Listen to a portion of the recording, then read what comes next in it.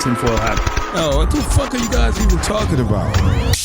Global controls will have to be imposed, and a world governing body will be created to enforce them. Welcome to Tinfoil Hat. We go deep, homeboy. Aaron, open your mind. Drink from the fountain of knowledge. There's lizard people everywhere. That's some interdimensional shit. Wake up, Aaron. This is only the beginning. Dude, you just blew my mind. Are you ready to get your mind blown? William, I'm going to ask you a question. Okay. Do you buy into this theory that some of these fires that in LA are about hiding tunnels and evidence for crazy shit that happens in LA? This kind of is that at the Getty? Is that what you're talking about? All over the place. You know, because again, we've talked about Harry, the guy who owned Harry Morton. The young man, he was I remember. He owned the Hard Rock at its heyday during its glory days, and then he owned Ping Taco on Sunset. And like a week before his death, he talked about how there were tunnels under Sunset that connected anything, and then a week later, he's dead. What are your thoughts on that? You know, I'm pretty sure there's tunnels under Playboy, so like the Playboy Mansion in that area. I think that's kind of confirmed. I think that's pretty good. So whether I know that there's an underground under the Getty Museum, at least the one that's kind of over by Brentwood. So whether there's like something to disguise that, I don't know. But the Getty family is whacked. Like I've done some research into them, and like literally J. Paul Getty Jr. was one of the beneficiaries of Kenneth Anger. Like he would pay his tickets to go to Europe just for wholesale. So the Getty family is very curious. So that may be the tunnel story is the cover for like how strange John Paul Getty was, the senior guy. He was like on par with like, I mean, there's rumors about that guy. I don't know if you've heard the crazy days and nights rumors about Getty Senior, where he had like a whole harem of women from the Philippines. You ever hear that story? I wouldn't doubt it. I wouldn't doubt it. Yeah, I mean, like, that's what these rich guys like. They, you know, like the whole thing about the Getty. We had that one guest on who was talking about how the basement of the Getty was full of children. And right after that story comes out, bang, all of a sudden there's a huge fire there. Yeah, no. Read the story in Crazy Days and Nights about Getty Sr. They said they wasted all of his kind of like harem. Like they got too dicey. They didn't want him to live, so they just killed him off. I don't know if it's true or not. Well, you know, they're one like what, the three families. I think there's four families. I can't remember, but it's the Gettys, the Browns, the Pelosi's, and then there's one more family that they say run California for the last 100 and something years. And I think that's right. I mean, Newsom owes his whole life to the Gettys. He was in business with one of the Getty offspring. I think it was Balthazar or one of the other ones, Balthazar's brother. But they owned a place. When I was in San Francisco in the 90s, it was called Plump Jack, and it was in a place of San Francisco called the Cow Hollow, which is kind of off of the marina. So it's kind of a nice area. But that's where Newsom was doing coke and drinking all the time. Like his dad was a lawyer, and he went to St. Ignatius. So he was connected. I don't think he got his job on talent. No, I mean, and the data that they did over time showed that he is a psychopathic liar and that he has no problems with staring you right in the eye and lying to you. I mean, dude, there's no better video of him going, I'm on the phone with the president. She's like, can I hear him? He's like, I can't get through. It's just like, there you go, man. Lied right. Well, maybe it's my wife. I don't know, you know. Yeah, it's total baloney. Yeah, it's total baloney, dude. I know somebody who knew him, and like, he was a supercilious rich boy monster. The Olympic Club, which is like one of the bigger clubs. It's literally right next to the Bohemian Club in San Francisco. A lot of people don't know about it, but he was part of that kind of crew. So, you know, him and Justin Trudeau are the same guy. Yeah, I think you're right. They're the exact same guy. They're this charismatic, you know, good looking, you know, male liberal that makes progressive females' panties drop. And slit your throat to get ahead. Like, Yeah, I mean, dude, it's just like you will always get progressive women to vote for the good-looking white knight every time. And it does not matter what they've done or how bad they've destroyed the city or your country or your state or your province. They're going to vote for him because these women tend to work in corporate environments where you're almost at gunpoint, forced to have groupthink. And if you don't have groupthink, you never get promoted. And you got to vote for. I mean, like, people, you know, I have friends of mine who are always like, we got to get rid of the electoral system. I go, then you're just going to have Canada. Because all Canada is Toronto votes for who's the leader. And they shouldn't even have voting anywhere else. It should just be Toronto. Who does Toronto want to be the president? That's the president. It's a giant metropolis of groupthink. Yeah, it's scary. California's a stolen state. Like, they took, I mean, they've been stealing elections here probably 20, 25 years. Without a doubt. Yeah. I mean, they've stolen hundreds of billions of dollars. So hundreds of billions of dollars is missing. Nobody wants to talk about it because it's a very easy number to say, because for this lame kind of speed train they're supposed to build between LA and San Francisco, there's 125 billion missing. And then you throw in the 24 billion for the homeless, which has not been solved. That's 150 billion right off the top. Like, what's these are billions. This isn't millions. No, you're right. Crazy. And here's the whole thing. If you're giving $24 billion to people that if they actually do what you're asking them to do, they're out of a job. So why would they solve it? It's never going to happen. Ever. Ever. And that's just the way it is. And like billions and billions. And whatever you think this Doge Department of Government Efficiency is, and, you know, there's a lot of people are saying we're ushering in the Pelletier mafia, the PayPal mafia. And I'm not saying you're wrong at all. You're probably 100% correct. But it's like they can get away with what they're doing because they're showing us, look at all this fraud. So more people are focused on the fraud than what's the next shoe that drops. And I get it. And like the fact that someone put out a video that was so interesting. It was like this woman going, I was in charge of research to see how we could safely get the data for safely for the amount of genders and non-binary people. And you're like, that is the greatest example of the waste of USA aid right there. So I think it's... I literally just downloaded that video while we were... It's so hilarious, right? I saw someone kind of trying to defend Sesame Street in Iraq. So, Yeah, they were like... Wait, what was the defense of that? Huh? How do you defend that? There's kids in Iraq. They're not our kids. Well, to be And fair, they have to I will promote say we did world. break that. We did break that in Iraq. I could see defending that on the basis that we wrecked that country. You know, so maybe we have some obligation. But Sesame Street, maybe build a hospital. You know what I mean? You're going to do something there. Or give them jobs. Yeah, I mean, you can work in a hospital. Do something tangible. Can you give me the opportunity to share, please? Absolutely, yeah. We will. We do that in the show. We give guests opportunity to share. I was just going to show you this video. We can watch it. Okay. It's crazy. It's so funny, dude. I don't know. It's such a funny... It's like, it's not even believable. Like, I think Elon Musk, I got it from Elon Musk. He said, we're parody and reality. You can't tell the difference or something like that. It's true. There we go. Okay, there we go. Got it. National Cancer Institute funded study was terminated. I never received a written letter, but I was told to stop work immediately and that no more research expenditures would be allowed.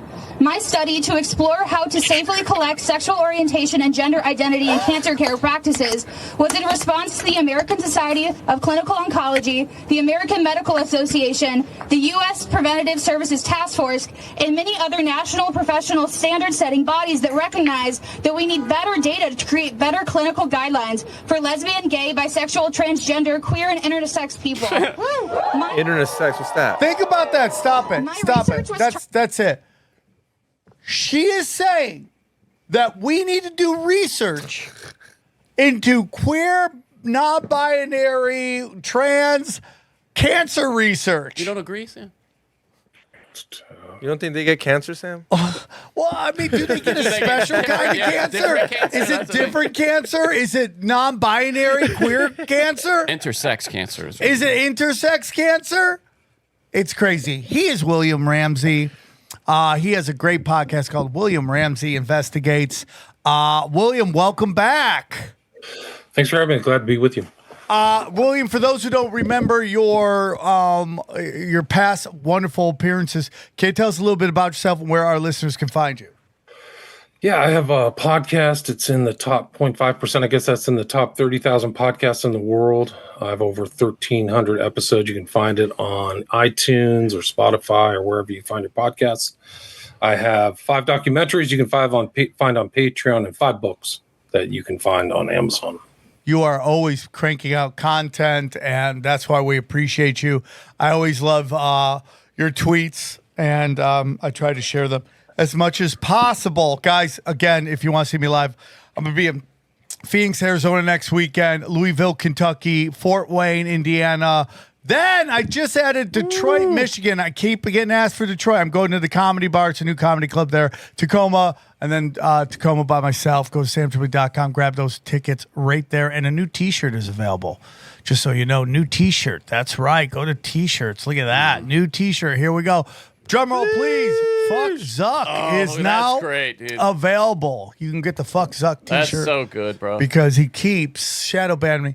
William, you know, a while ago, you always have a green light to come on the show. You're one of the people that we always enjoy having on the show, and hopefully you won't be like some of the other crazy people we gave that green light to that went nuts on the show. I know you won't. Right, Dr. Shiva and Bishop Larry Gators. But I love all your stuff. So Mark hit me up, and he was like, yeah, William Ramsey has a crazy, not that you're crazy, but a crazy story he kind of wants to talk about, and that is the smiley face killer in Austin and how it's connected to the comedy scene. And I was like, okay, here we go. Bang, bang, pal. Let's hear what you got. So would you like to talk about that? Well, I mean, there's been a spate. I've studied the smiley face killers, or what's known as the smiley face killers, since like 2016. So it's been almost 8 years. And it used to be in just kind of college towns. But recently, there's been some recent kind of deaths in other big cities that didn't used to have the kind of phenomenon of young men disappearing to be found in water later. And recently, probably within the last couple of years in Austin, there's been like 15 cases. And in Chicago as well, which are unusual. It used to be kind of the epicenter where like Boston, New York City, maybe a little bit in San Francisco. But upon like review and looking at this thing, I think it has to be seen, this kind of phenomenon has to be seen in the larger kind of corruption that's taking place in Democrat-run urban centers, because they're covering up a lot of stuff. But in this kind of what's been happening in Austin is that some of these guys are associated with comedy clubs and entertainment. So there's been a number of deaths. One was not a death. It was a guy who got lucky. His name was Christian Pugh, and he was at a comedy event it was Tom Segura's comedy. Oh my God. Oh my God. Really? Yeah, he lost track of time. He was found near Lady Bird Lake, right? This is the main lake that's in Austin for people who don't know the topography of Austin. But he was found near kind of in the weeds there 60 hours later. And I do have a video of him telling Tom Segura about how he was possibly a victim. For some reason he survived. He had very serious injuries, by the way. He had, I think he was in the hospital for almost a week. He had fractures and things like that. So somebody beat him up really bad. I assumed that he was going to die. His name was Christian Pugh, P-U-G-H. My God. Yeah, that was one of them. There was another recent case that happened in Austin where a body was found. Literally, if you went directly south from the city center or city hall of Austin into Lady Bird Lake, there was a body found. And the initial report said it was a heart attack. And then that changed from a heart attack to to a shooting or suicide. And I know there's people who are around who go to these sites and take pictures. And it clearly wasn't a heart attack. It was a young man from Israel. It was an Israeli national. He was 25. And he was in town to go to comedy clubs. That was his thing. That's the guy that was missing, right? Oh yeah, the images like weren't consistent with a heart attack, right? Of the This is Christian Pugh right here. So this the guy that survived Tom Segura's show? He was at Tom Segura's show. There's no question about it, and he admits it. So there's a video. I wish I could share it with you, but he went missing after Tom Segura. Like literally, like it was Tom Segura, and then blackout, then found near Lady Bird Lake. Dude, what if 60 Tom hours Segura? later. What if he's 3 days later on Garth Brooks? What if it's actually Tom? Oh, well, we haven't got there yet. We haven't got there. Do not say that. So inside of your mom's house. Oh, dude. So those are two cases of the many, and they call it the Rainy Street Ripper. A lot of these people who analyze these cases, they're right, but they may not see the bigger picture of this phenomenon on a national or global level. But there is like 15 cases, and a lot of these all fit the same kind of MO. Young guy out, maybe acting strange, not actually in character, like maybe 2 drinks and then starts acting strange. Anyway, Tom Segura and his wife run or Family Hour. I can't remember the name of the podcast, but we know, yeah. Your mom's house, that podcast? Your mom's house, yeah. Your mom's Christina house, Pajitsky, yeah. Oh my God, these are my friends. Well, I published my most recent book is about the smiley face killers. It's like way too long. It's 400 pages, but I have a section in there because what happened last year, and it actually kind of really blew up my social media. I usually don't go viral or anything like that, but this case was anyway, I'm going too far. These two, Segura and his wife, have been talking about Garth Brooks and really kind of making it almost like a semi-joke about him being involved in nefarious activity. And it's been kind of a joke, and they've played videos about Garth Brooks. And they call him a serial killer. Like, they call him a serial killer. He thinks he looks weird, that he's creepy on camera, and then he and then a bunch of stuff has come out about Garth Brooks. Where are the bodies? That's what they say. Yeah, they say where's the bodies? Where are the bodies? No, you have no idea. If you love just for entertainment, go to Garth Brooks' page and go look at the comments. It's all your mom's house fans harassing this motherfucker. I'm blocked because I used to say, "Where are the bodies, Jeans?"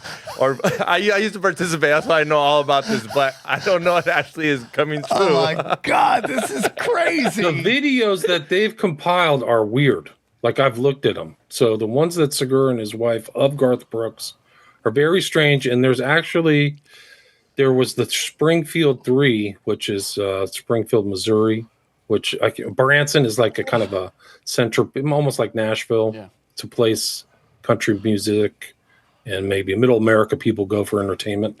And Garth Brooks was there, and 3 women disappeared. And there's been others. He said weird things like, I would kill them. He's literally on video saying, I'd just kill them. Who? Garth Brooks? Yes. Whoa. Yeah. So, and this is Segura and his wife. They found that. I'm just repeating what they found. Yeah, for sure. This isn't me. I'm just reporting what they saw. We love. He also had this kind of strange time in his career. Garth Brooks did, where he took on a alternate kind of emo person who sang pop. So weird. So he kind of left. Pardon me? So weird. Yeah, Chris Gaines. Yeah, right? so wasn't it Chris Gaines, something like that? Chris Gaines was his name, and almost like it was like a duality thing, almost like a split brain, a lot of black and white. And there's sequences in the Chris Gaines' most popular video on YouTube where he's sitting on the Star of Ishtar, right? So you see the Star of Ishtar and Eyes Wide Shut and stuff like that. Really? And these weird hand signs like thumbs and all that stuff. Maybe you could find that video of him, but he because this is right? This is Chris. This is the person we're talking about, right? Correct. That's the new. It's Garth Brooks. Yeah, it's just him dressed as a different person. Yeah. You see that? It looks like that's supposed to be Garth Brooks. It is Garth Brooks. I know that is Garth Brooks. Crazy, but I could have never noticed if you wouldn't have told me. He plays it pretty well. I gotta say, the music is. If you scroll down, maybe you could show his video, his more famous video. But he's done. Oh, there's another one. That picture. If you scroll up just a little to the left, this is like the dual side, the black and the white, right? That's kind of Masonic. That's him right there in this weird black and white skin tight outfit. Yeah, there, On the left. right there. The second one. Mhm. Oh yeah, look at that. Oh, that is weird. It's like a mime or something, huh? But if you watch his video, like I said, the Star of Ishtar, very prominent. Like I've What's the song? done so much research into the occult. Like it's obvious to me. Can you pull that? Actually, we don't have to have the sound. I think it's just something we could see. What's the song? Do you know? I don't remember his most famous. It's like It's just his like number whatever. number one song. I wish I could remember Let me it. But ask you anyway, What a I've had, like- weird character. Look at that. Like, what are you doing? Like you're like Garth Brooks with a Chris Angel Is type it vibe. Lost in You. Is that it? I think that's it. Yeah. Okay. I think Could that you sounds pull right. that, actually? If I see it, I'll know it. Like Lost in You. yeah, Lost in You. Watch Lost in You, and you'll see him like on top of the Star of Ishtar, almost right at the beginning. He's like literally sitting there in this black kind of emo creature. Oh yeah. We don't have sound on this. But. Anyway, so they've kind of followed this guy, and he I've talked to other country people. That's the Star of Ishtar he's sitting on. Oh In yeah. Oh yeah, look at that. And that's So- supposed to be country, like country. And No, it's actually kind of a he was kind of doing modified. pop. I'm supposed. That's supposed to be a country singer doing that. Yeah, that is a country singer. I know, Dude. I'm That's just- not that's what I'm kind of. saying. But Yeah, this you're whole right. act was like a pop act. Like he's got many. It's like Trent Reznor meets Yeah. Chris Angel Fall Out meets Boy or Creed, something, yeah. right? It's so weird. And this is like prayerful, right? He puts his hands up. He's in black. He's got his hands on his heart. He's a weird guy. Anyway, it's weird. So they're like, the more you look into Garth Brooks, it gets weirder. Like people have said that he's kind of like the Hollywood finds somebody talented and turns them into like a product. I've heard of other country people making that statement about Garth Brooks. Like he's not some kind of like natural guy who rose up by himself. Like maybe his songs aren't his or not written by him. interesting. So like a cultural creation almost. like the country. Right. Controlled op. Yeah, kind of like like a product, not like some guy who Yeah. grinded out playing songs and real dirt. What do we dirt call that? bars or whatever. What do we call that, Johnny? Because we've talked about that when it came to like the Laurel Canyon studios. We called them what? They were nepo babies, but they were like. I don't think he's a nepo. Is it controlled op? I mean, like it's not opposition, but It's like culture creation Yeah. or somebody who's culture it's creation. just Like the really- Beatles are like really a good example of that. Easy. you're hitting all of our things we love here. You know, it's weird though, because in country music, there's kind of a tradition of not playing your own songs, just being the troubadour, the traveling cowboy who sings like the folk collection of songs. That's why George Strait never wrote a song. He's the biggest act in country music. He doesn't write any songs. But what's really interesting about country is like, is it the one music genre that blatant occult Satanism isn't like Country. blatant? Well, right? it used to be. Now Yeah, that you have, yeah. what? Beyonce at the top of the charts in country. Yeah. Which is there anything more forced than her winning best country It's music? ridiculous, right? Yeah. Nobody listen. Like who liked that? No. Post Malone's gone country now. I mean, big time. When you see he's post Nirvana now, he's Yeah, like, I saw that. Hey, I get Nirvana on the road, man. I'm yeah, okay let's with that. go, Yeah. dude. Let's go. Hey guys, real quick, I want to tell you about our good friends at Select Quote. Listen, life insurance is an important decision to make, important for your family, and there's no better place to find the best life insurance at the best price for you than Select Quote. Let me tell you about Select Quote. There are so many things in life we just never get around to, okay? Taking up that hobby, cleaning out the garage, little things that really don't make a huge difference in our lives. Yet there's one thing that most of us have probably been neglecting that can have a huge impact on our family's future. It's life insurance. And with Select Quote, getting your covered with the right policy for you is easier and more affordable than you may think. Select Quote is one of America's leading insurance brokers with nearly 40 years of experience, helping more than 2 million customers find more than $700 billion in coverage since 1985. Other life insurance brokers offer impersonal, one-size-fits-all policies that may cost you more and cover you less, while Select Quote's licensed insurance agents work for you to tailor a life insurance policy for your individual needs in as little as 15 minutes. And have you ever worried about getting coverage with a pre-existing health condition? SelectQuote partners with carriers that provide policies for a variety of health conditions. If you have high blood pressure, that's no problem. If you have diabetes, that's fine too. Even if you have heart disease, SelectQuote partners with carriers that can cover those conditions and others. Head to selectquote.com and a licensed insurance agent will call you right away with the right policy for your life and your budget. SelectQuote. They shop, you save. So get the right life insurance for you for less at selectquote.com/tinfoil hat. Go to selectquote.com/tinfoil hat today to get started. That's selectquote.com/tinfoil hat. We thank you for sponsoring the show. Hey guys, real quick, I want to tell you about our good friends at Soul and their new hemp-derived THC beverages. Let's go, bro. Out of the office for me and you. Let me tell you a little bit about Soul. Guys, it's 2025. Are you still going to the store to get your THC products? This podcast is sponsored by Soul. Soul's new out-of-office gummies are the perfect microdose with hemp-derived THC and CBD to give any day that chill on the beach vibe, okay? We know our boy, XG, loves THC gummies, don't you, buddy? I love them. Out of the office, in the studio, out of the studio. It's a must. It really is. And did you know you can buy new hemp-derived THC products in all 50 states? Because of the 2008 Farm Bill, hemp-derived THC is now legal and accessible nationwide. I can't believe I didn't know this until today. Thank you, Soul. It's amazing. The out-of-the-office gummies help you get that much-needed me time at the end of the day or during the day. They're convenient and they're delicious. Out-of-the-office gummies give you that warm, fuzzy, euphoric microdose feeling without sending you to the moon. You can go for a jog, watch your favorite TV show, or just head out to the party.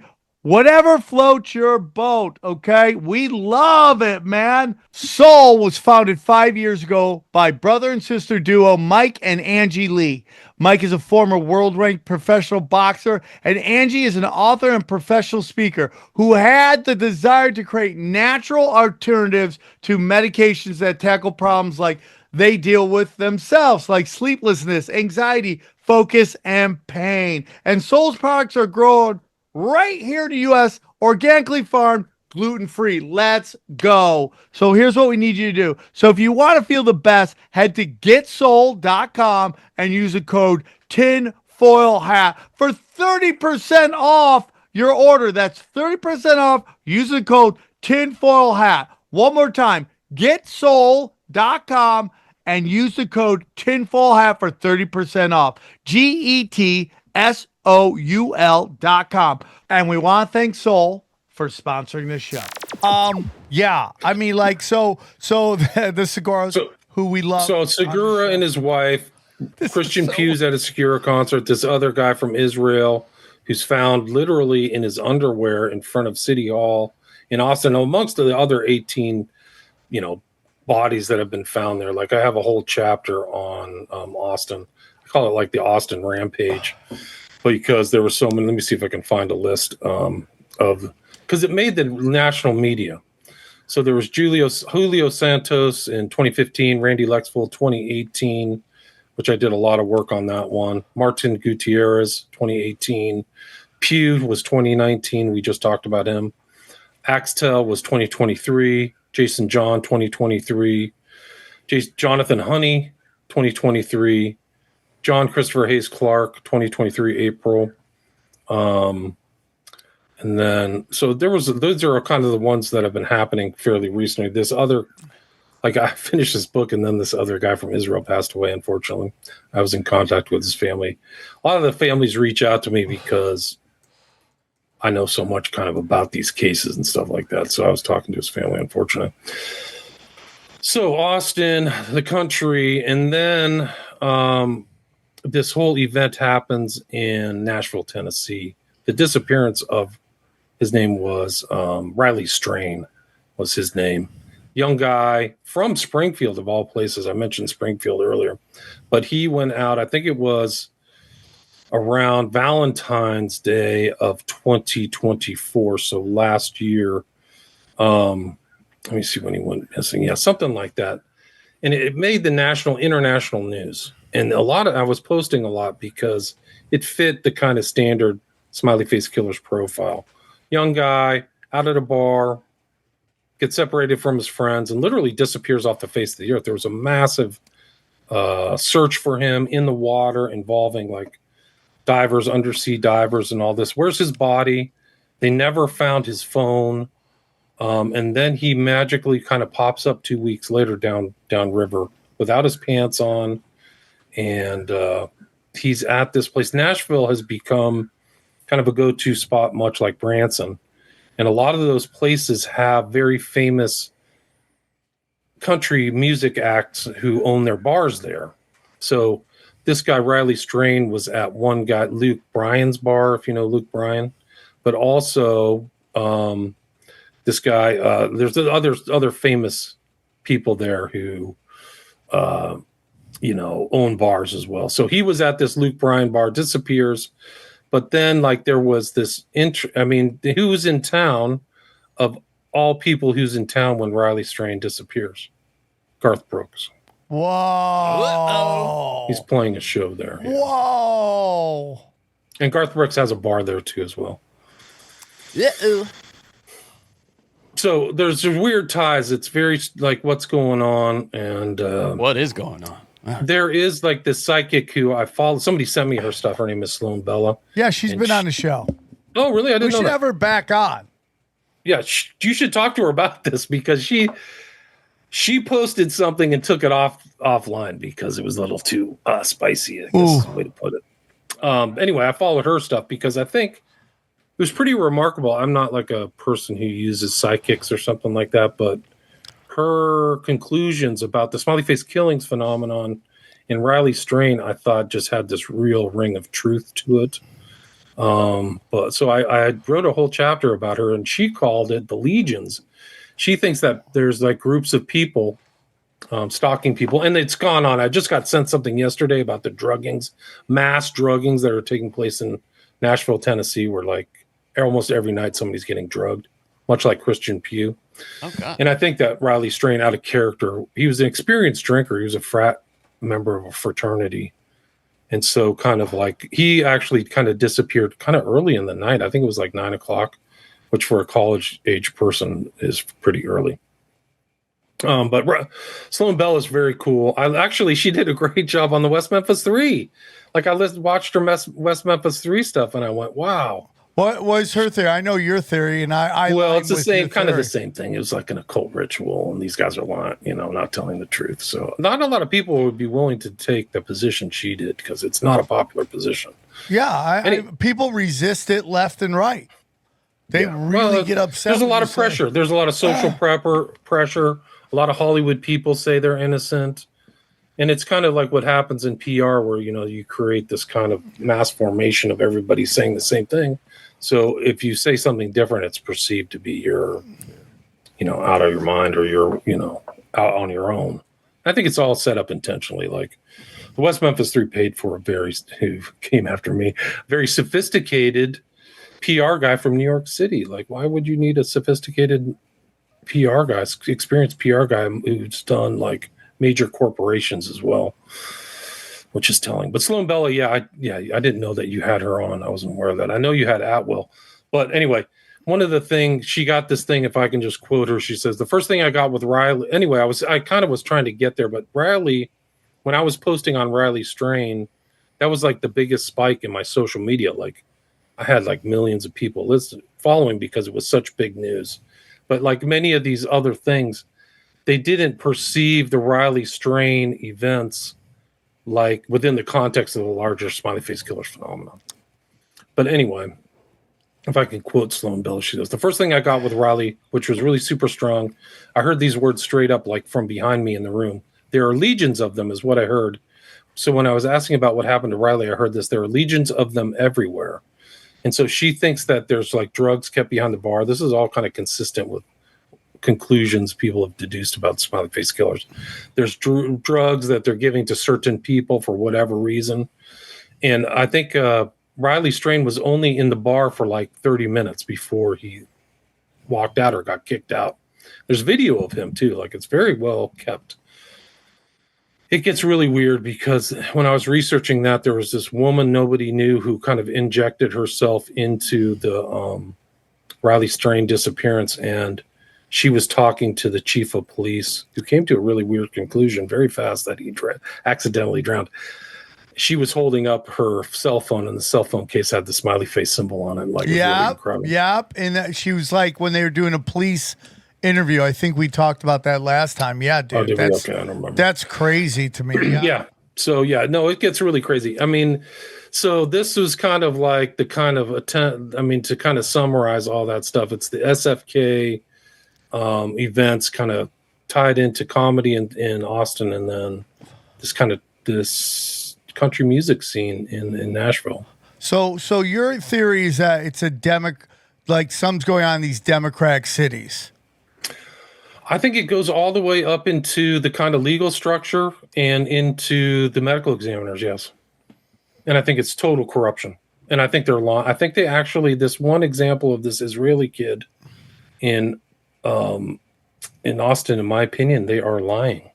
The authorities are lying, and they're actually deceiving the public about the severity and seriousness of this event. And I think that's part of kind of almost the totalitarian control. It sounds ridiculous, but almost the totalitarian control of these urban areas through the Democratic Party. I think they all kind of move in lockstep, and that's why all these urban cities in the United States are huge kleptocracies and almost third world countries now. You know, I go to Austin often, looking at buying a house just outside of Austin. It's like unbelievable how, like, compared to LA, you could get something extremely nice. And, you know, but man, when you go down to 6th Street, it is a glorious shit show. Like, it's the best and the worst all at the same time.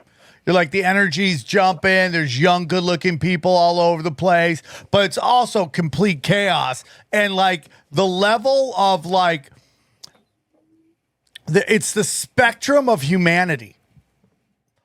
6th Street. Like, on one hand, you have like pretty gorgeous co-eds who are just shiny object, full of hope.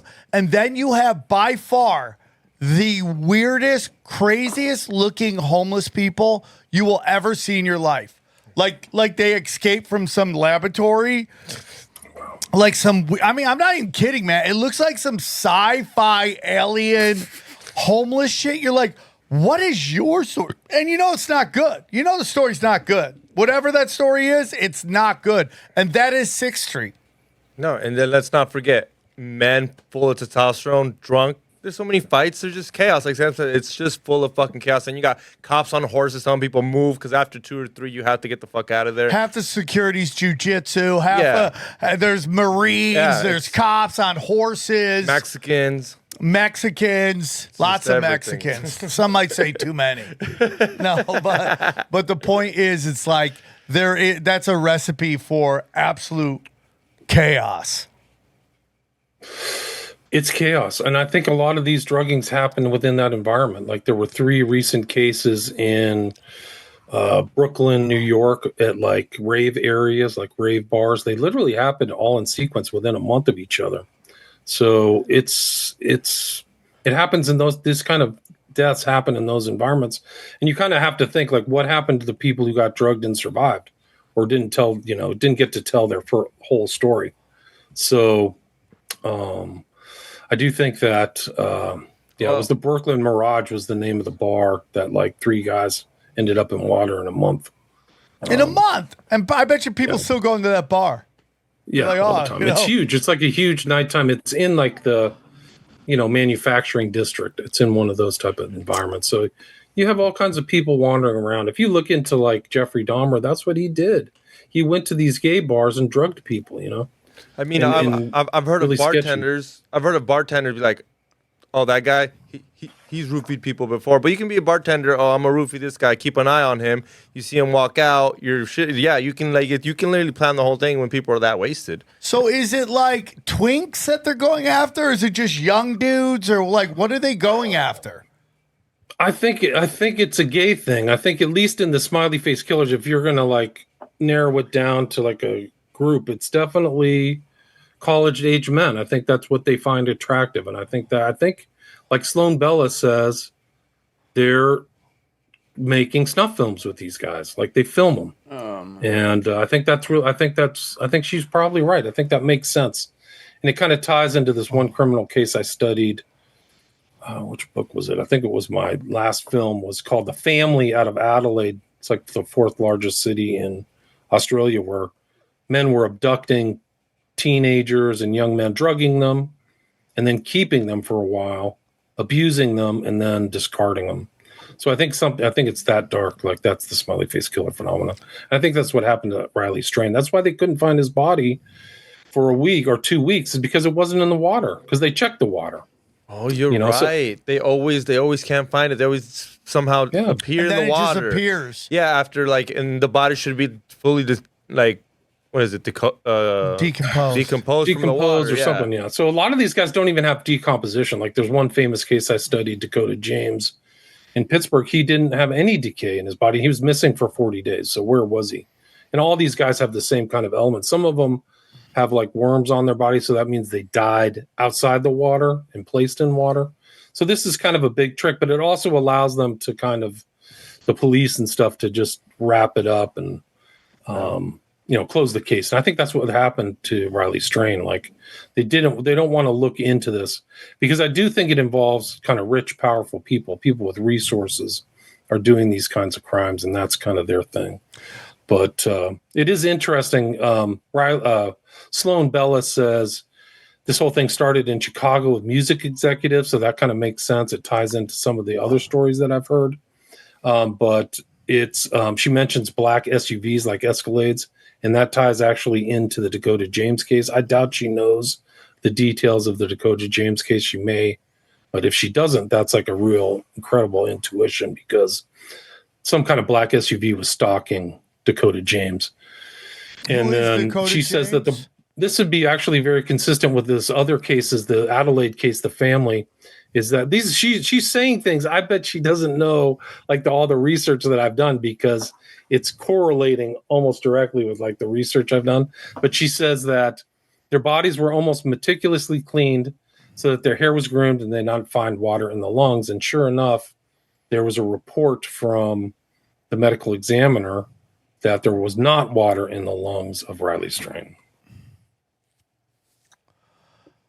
Jeez Louise, dude. It's just so I think last time you were we talked about a whole bunch of stuff and some of it was a smiley face killer. Like I don't know the last time I found what the body count was, but it was a crazy number, like 12. Yeah, but I feel like is it 4? 4. Well, I think it's 300 or 400 internationally. I don't know what it is in Austin. It's probably 12 or 15. Yeah, I think it was like an insane number, and they're very hesitant to start linking these deaths because then it's like we got a serial killer on our hands, and everybody talks about it, and it's like this weird thing. Last night I could not sleep last night, so when I can't sleep, guess what I do? Talk to myself all night, and I can't turn my brain off. And I was thinking about like, this thing where it's like, I love doing conspiracies. I'll do conspiracies forever.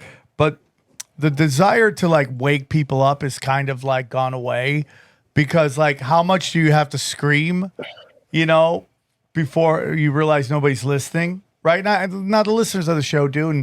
And because they do listen, they understand the psyops are coming, but that's the extent of it, right? Like you find the show, you listen to the show and you'll learn not to fall for their tricks, but I've just come to this thing that like humans, obviously we're mammals and like, how many times you watch Animal Planet and you see like these prey just crossing this river. Every year they cross this river and every year the crocodiles just sit there. And they're like, the crocodile's like, there's no way these motherfuckers are coming here again. We've murked them every year. There's no way they're coming again. And then all of a sudden, bang, here they are again. And they just keep doing it. And it does not matter how many of them they lose. They every year at this time, bang, we're crossing this river. Hopefully the crocodiles will leave us alone, and the crocodiles never leave us alone. It's just the way it is, dude. They just can't come to grips with the apex predators are out there. And no matter how much you yell about it, they just don't care because they'd rather go on with their life. It's so weird to me. It's so weird. I mean, it's crazy. It's absolutely nuts to me how people don't care about what we're yelling about. And it's just like, I mean, there's a serial killer in Austin and nobody seems to give a shit. Would you say it's one for sure? You think it'd be a couple, maybe? Well, the question becomes if it's 3 guys, is it still serial killer? The answer is yes, right? If it's 3 guys, 5 guys, 10 guys. Is it? Okay, yeah. Okay. It's a serial killer. Yeah, okay. Is that even a relevant distinction, right? I mean, like, yeah, they're killing people. Someone's at a micro dosing. So no, but I'm saying, I mean, to capture them, can't just capture one guy and be like, we got the guy. How do you know because they keep showing up everywhere. If it's 300-400, there's no way one guy is doing 300-400 murders. It's got to be some of these groups that you've come on, William, and talk about, like, you know, the 9 angles or something like that. It's just there has to be this group of people that just worship darkness. The Garth Brooks fan club. Yeah. I mean, I wouldn't doubt it, dude. Like, when was our last show? 2021? Is that the last time we did the show? No. You had to be on here just not that long ago. I'm trying to remember. When did we do our last show? Let me see. Because did we talk about the guy, Scarlet Blake? It was November 11, 2022, I believe. Really? Oh, no, I'm sorry. April of last year also. Yeah, that's it what was I thought. 2022 April. and then April maybe- of last year, yeah. Yeah. Did we talk about May 1st, too, I think. Scarlet Blake? I don't remember when that. I don't think we talked about any of that stuff.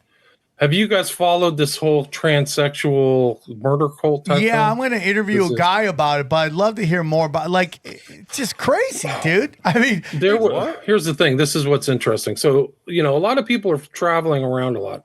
There's a guy named Scarlet Blake. That's not his real name. It's a transsexual name. The authorities in the UK never disclosed his real name, but he was caught doing a smiley face killer's crime in Oxford. And it fits all the things where he went out randomly and found a guy. His name was Jorge Carreño. And he took him to a lone, hidden place and drowned him and left him in the water. And then the family believed that he had died in a drowning. And so they just chalked it up. This guy, Scarlet Blake, went to the crime scene, took pictures. But the reason he got caught is he had another transsexual lover or whatever who lived in Austin, Texas. Mm-hmm. And this guy in Austin, Texas told the authorities in the UK that this guy committed the crime. He eventually got convicted and put in jail. I think he's in jail for a long time. But this guy, Scarlet Blake, had traveled around. So he was part of this kind of transgender underground and had been traveling to Colorado and to Austin. So was this guy involved in any other kind of crimes, or was he involved in similar crimes in Austin? And it would be like a perfect way to commit a crime is to travel somewhere, commit a crime, and leave, right? So it kind of ties into this kind of weird transsexual murder cult who's like running around.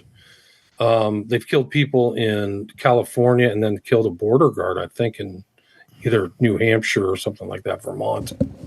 But I think they just arrested the lead guy who was transsexual, faked his own death, and they had kind of like a murder cult idea. Like they thought about killing people and offing people and stuff like that. Really violent.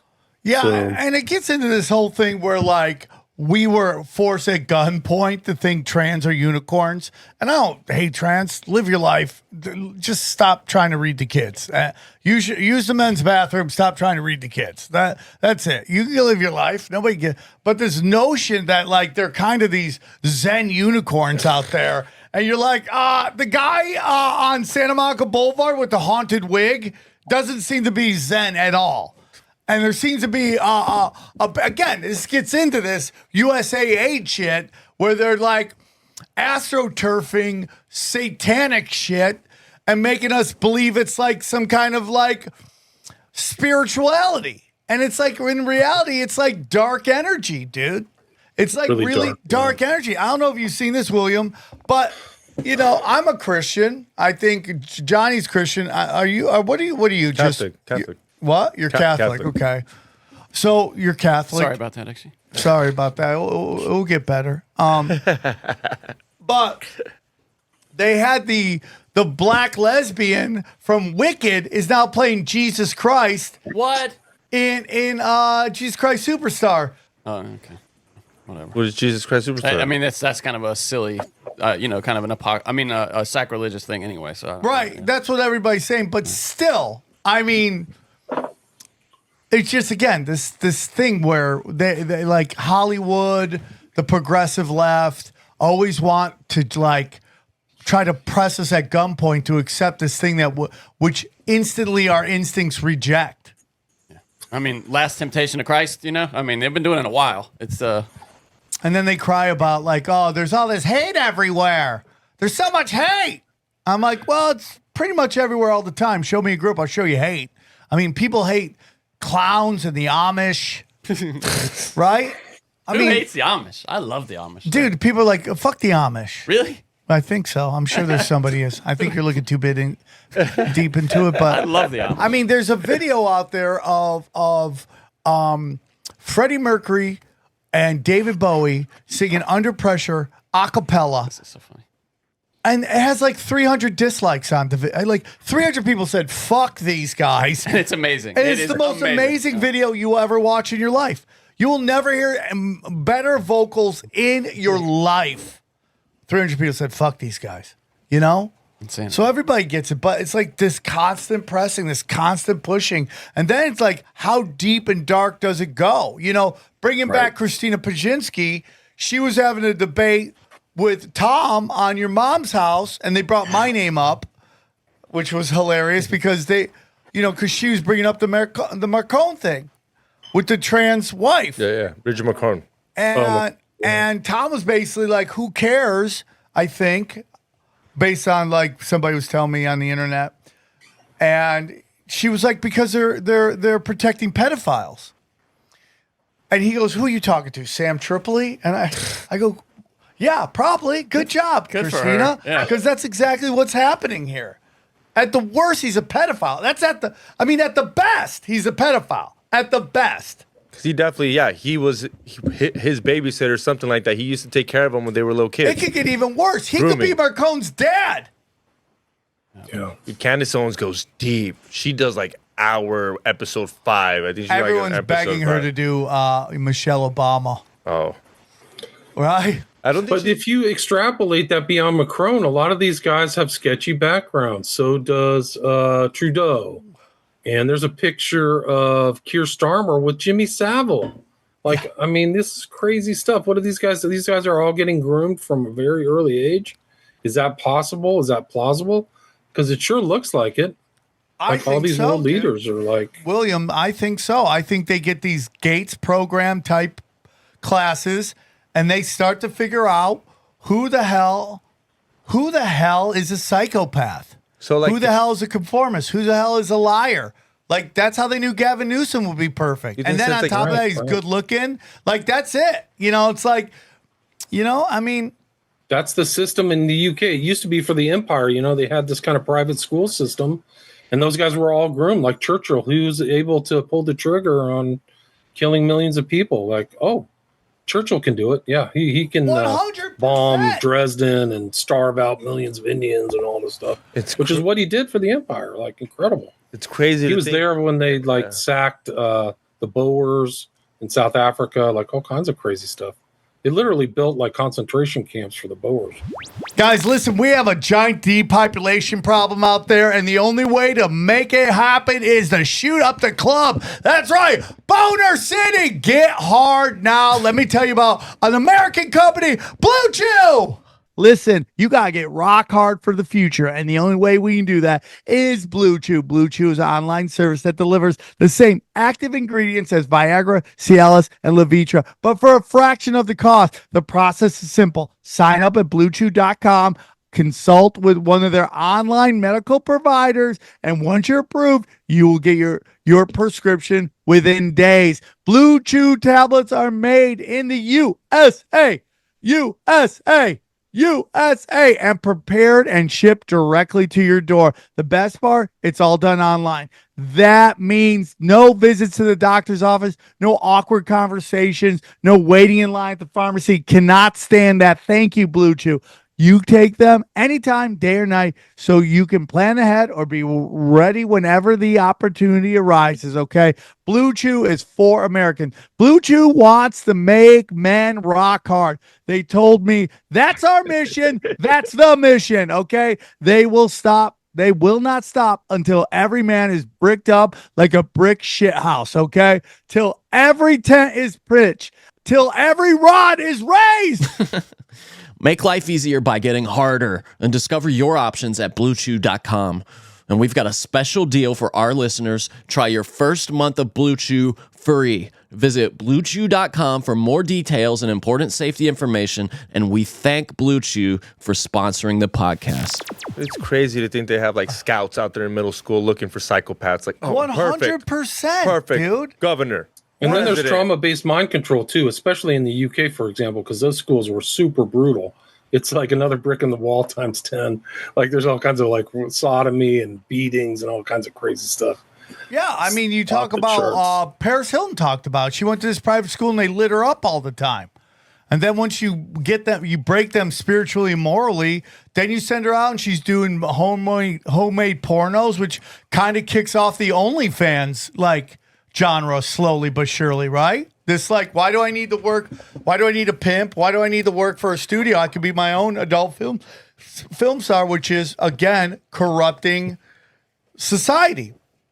Yeah, it's a larger societal corruption. It really is, but you see it over and over again, and it is of my belief that pedophilia is the initiation into the highest levels of power. If you can hurt a kid, you could do anything.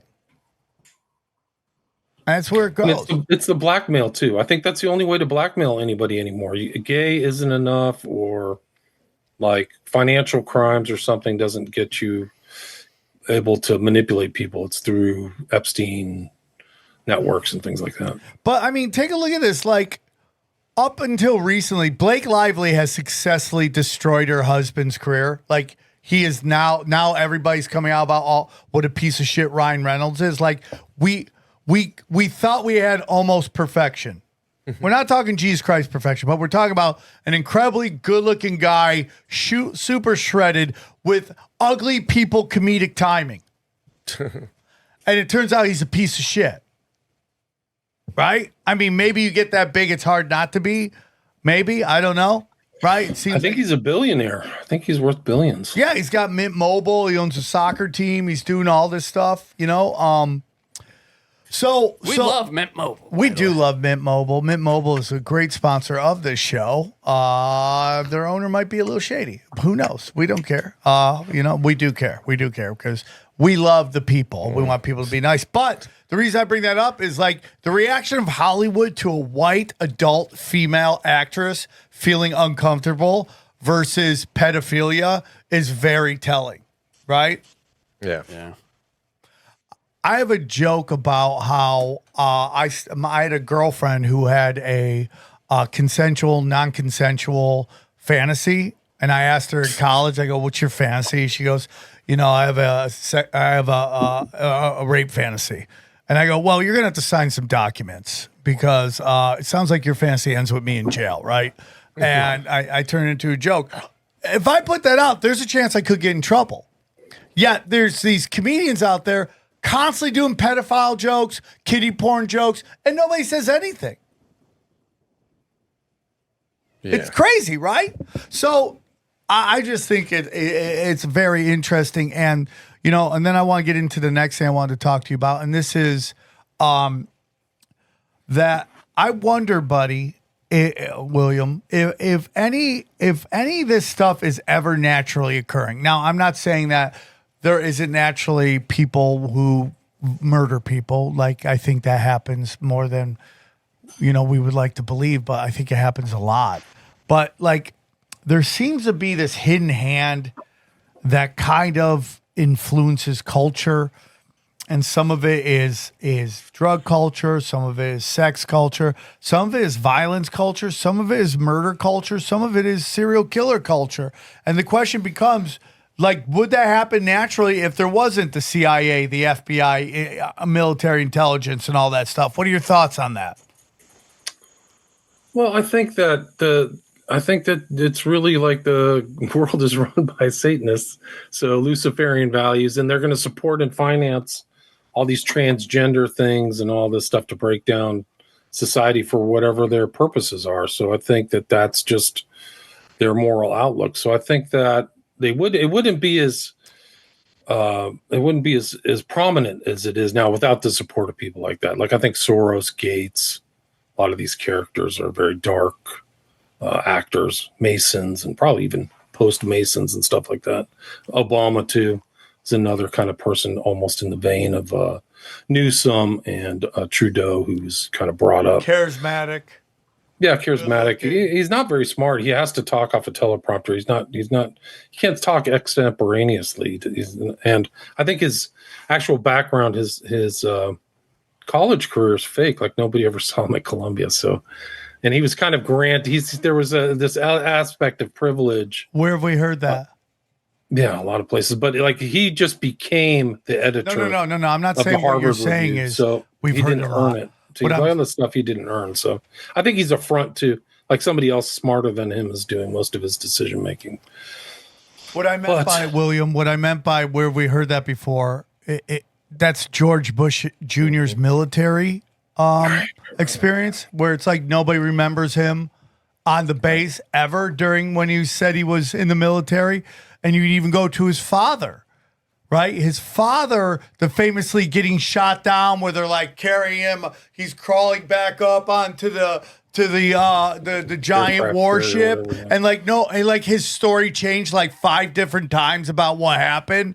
Like, people really question whether that was so. Your dad is funding the other side, but you're going to send your son in to go to battle. Come on, dude. Netanyahu's None of those kid guys is in ever Miami. risked themselves. Gore, all those guys. Gore in Vietnam was fake. But yeah, George Bush, supposedly he wasn't AWOL in the military. Have you ever heard the rumor that was published on a newspaper that George Bush was in a satanic cult south of the Rio Grande? Oh God, please tell me this. So there was a report that he was part of there, just like Matamoros. I don't know if you've heard the name of Adolfo Constanzo. He was hardcore, like a true brujo. Like, you're talking about the Santeria where they found they would make necklaces out of the correct. Yeah. They called them narcos satanicos, but actually the reason that Costanzo, who was really a Cuban from Miami, his mom was into witchcraft. It was brujeria, and also Palo Mayombe was really kind of the African element with these gods. I mean, the guy was really crazy. He would go in at night and go into cemeteries and try to commune with dead spirits and then enlist them into his witch army. Like, it's really crazy. Like, this is all true. But the reason that he went to this area of Mexico is that there a lot of people weren't there. He was actually in Mexico City, but he went there because there were other satanic groups there. And supposedly George Bush spent a year there. I'll have to find this article. It's in the Wayback Machine. But spent a year there, and then suddenly this whole cult gets wiped out, like 15 dead people, like literally done. And then George Bush gets out and then becomes the governor of Texas, and the only person that he pardons, I mean, it's a kill factory in Texas. If you get the death penalty, you're going to get killed.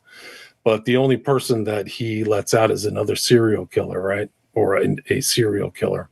What? His name. Yeah, you never heard that? No. The only guy he pardoned was the associate of oh God. What if Have you've never heard that story? No, I would love to hear. George, what if George Bush's silly goose kind of crazy Henry Lee drunk? Lucas was his name. What was his name? That's the only guy George Bush ever pardoned was Henry Lee Lucas. And then here's another kicker. If you want to kind of get some kind of semi-validation for this story about Bush south of the border, you can listen to a band named Ministry, because they wrote an album called Rio Grande Blood, which actually got nominated for a Grammy Award. Yeah, I know Ministry. They wrote a song about it? Yes, it's called Rio Grande Blood. Oh, my God. You should play it. Pull it up on YouTube. It's about this story about Bush and Rio Grande, because it takes one to know one, because they understand Crowley. They did a song called Psalm 69. Rio Grande what? Which is Blood? Blood. Rio Grande or River Grande? Rio Grande. So Rio. RIO space GRANDE space blood. Them play that song. Play that Misery. song. Oh, there it is. Yeah, play it. George W. Bush.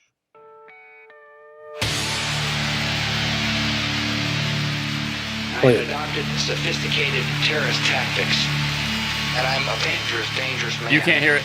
Can you not hear it? I can hear it.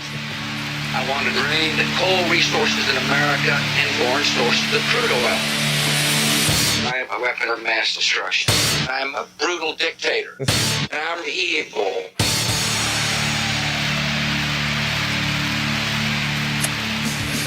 Yeah, great. Really, it takes one to know one. There's a lot of truth in that album, believe it or not, I think. But you had George Bush Jr. right there. I think it was January 9th for the memorial for Carter, right? Carter at the National Cathedral. That was really, I call it a vampire ball, because it was just a huge group of, other than Trump, monsters, like literal ghouls and monsters that were there. It was the Clintons, it was Obama, it was George Bush Jr., it was, I mean, just the whole host of them all were there. It's crazy to me because we do go, George Bush wasn't a bad guy, it was Cheney. And we put all of it on Cheney, and we act like George Bush was just this placeholder to get Cheney into the White House. But then you start hearing all this crazy shit, and you're like, maybe this guy was a psychopath. You know, like there's something. He's three generations of Skull and Bones. Like this is like all. His dad is involved in so much. It's incredible. He was trained from the very beginning. This is another kind of like Trudeau, Obama, Newsom person. He was meant to fulfill these things. And all that stuff on 9/11, I think we did a show on that, was all occultism. Yeah. Who's running the show? George Bush Jr. right there. So. I totally agree with that too. And I do believe that, because, when I push back on Jew world order, what I say is like they just wear these Abrahamic religions as masks so they can walk amongst us, when in reality, the real stuff they worship is the occult, is the dark, dark, dark occult. That's what they worship. That's what's important to them. And they use the Abrahamic religion so that we don't freak out on them going, what the fuck is wrong with you? Like you're into this dark, dark, dark witchcraft. And it totally makes sense. And Obama just like, I mean, what's so funny, William? If you want to go, who do you think the next Obama is? I'm going to tell you, it's David Hogg. Like, look at David Hogg and what they're doing with that guy. No, totally. That speech they set him up with was just like the Obama speech, that kicked his career off at the DNC. Right, that's right. He's absolute garbage. He lied about being at the shooting.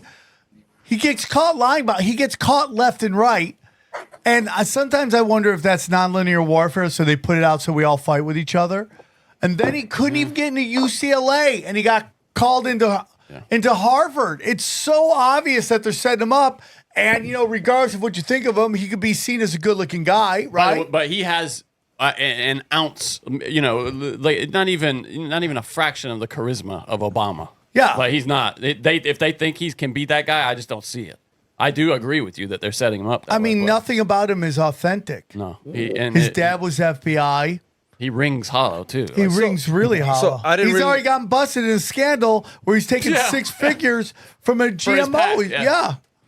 How much Look at Clinton. Look at Clinton's life. You want to talk about a charmed life? Yeah. Like some strange guy from the Boondocks from Arkansas, from Little Rock, somehow goes all the way to Rhodes Scholar, gets into Georgetown, right? Famously, kind of a stepping stone to working in the diplomatic Jesuits, corps, for sure. and then to Yale Law School, and messing up the entire time, like all kinds of stories of rapes and stuff like that, like going on. Like I've talked to Juanita Broderick, all this stuff, like, and still kind of keeps going.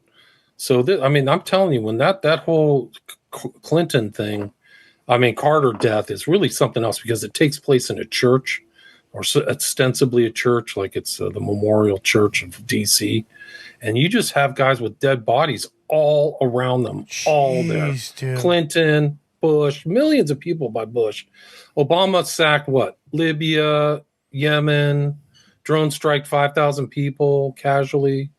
Tafari Campbell, SFK death too, right?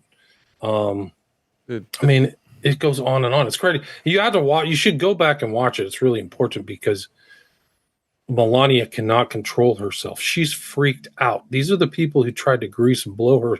Literally, would have caused the Civil War. Tried to blow off her husband's head on July 13th in Butler, Pennsylvania. All the chess pieces were on the board there too, by the way, because Jill was in Pittsburgh, and then Kamala and her squad was in Pennsylvania. So all their retinue is in place to facilitate the blowing off of Trump's head, and really could have caused a civil war and mass death. Well, so all those guys are there, right there, all together under one roof in a Christian church. It's like The Godfather.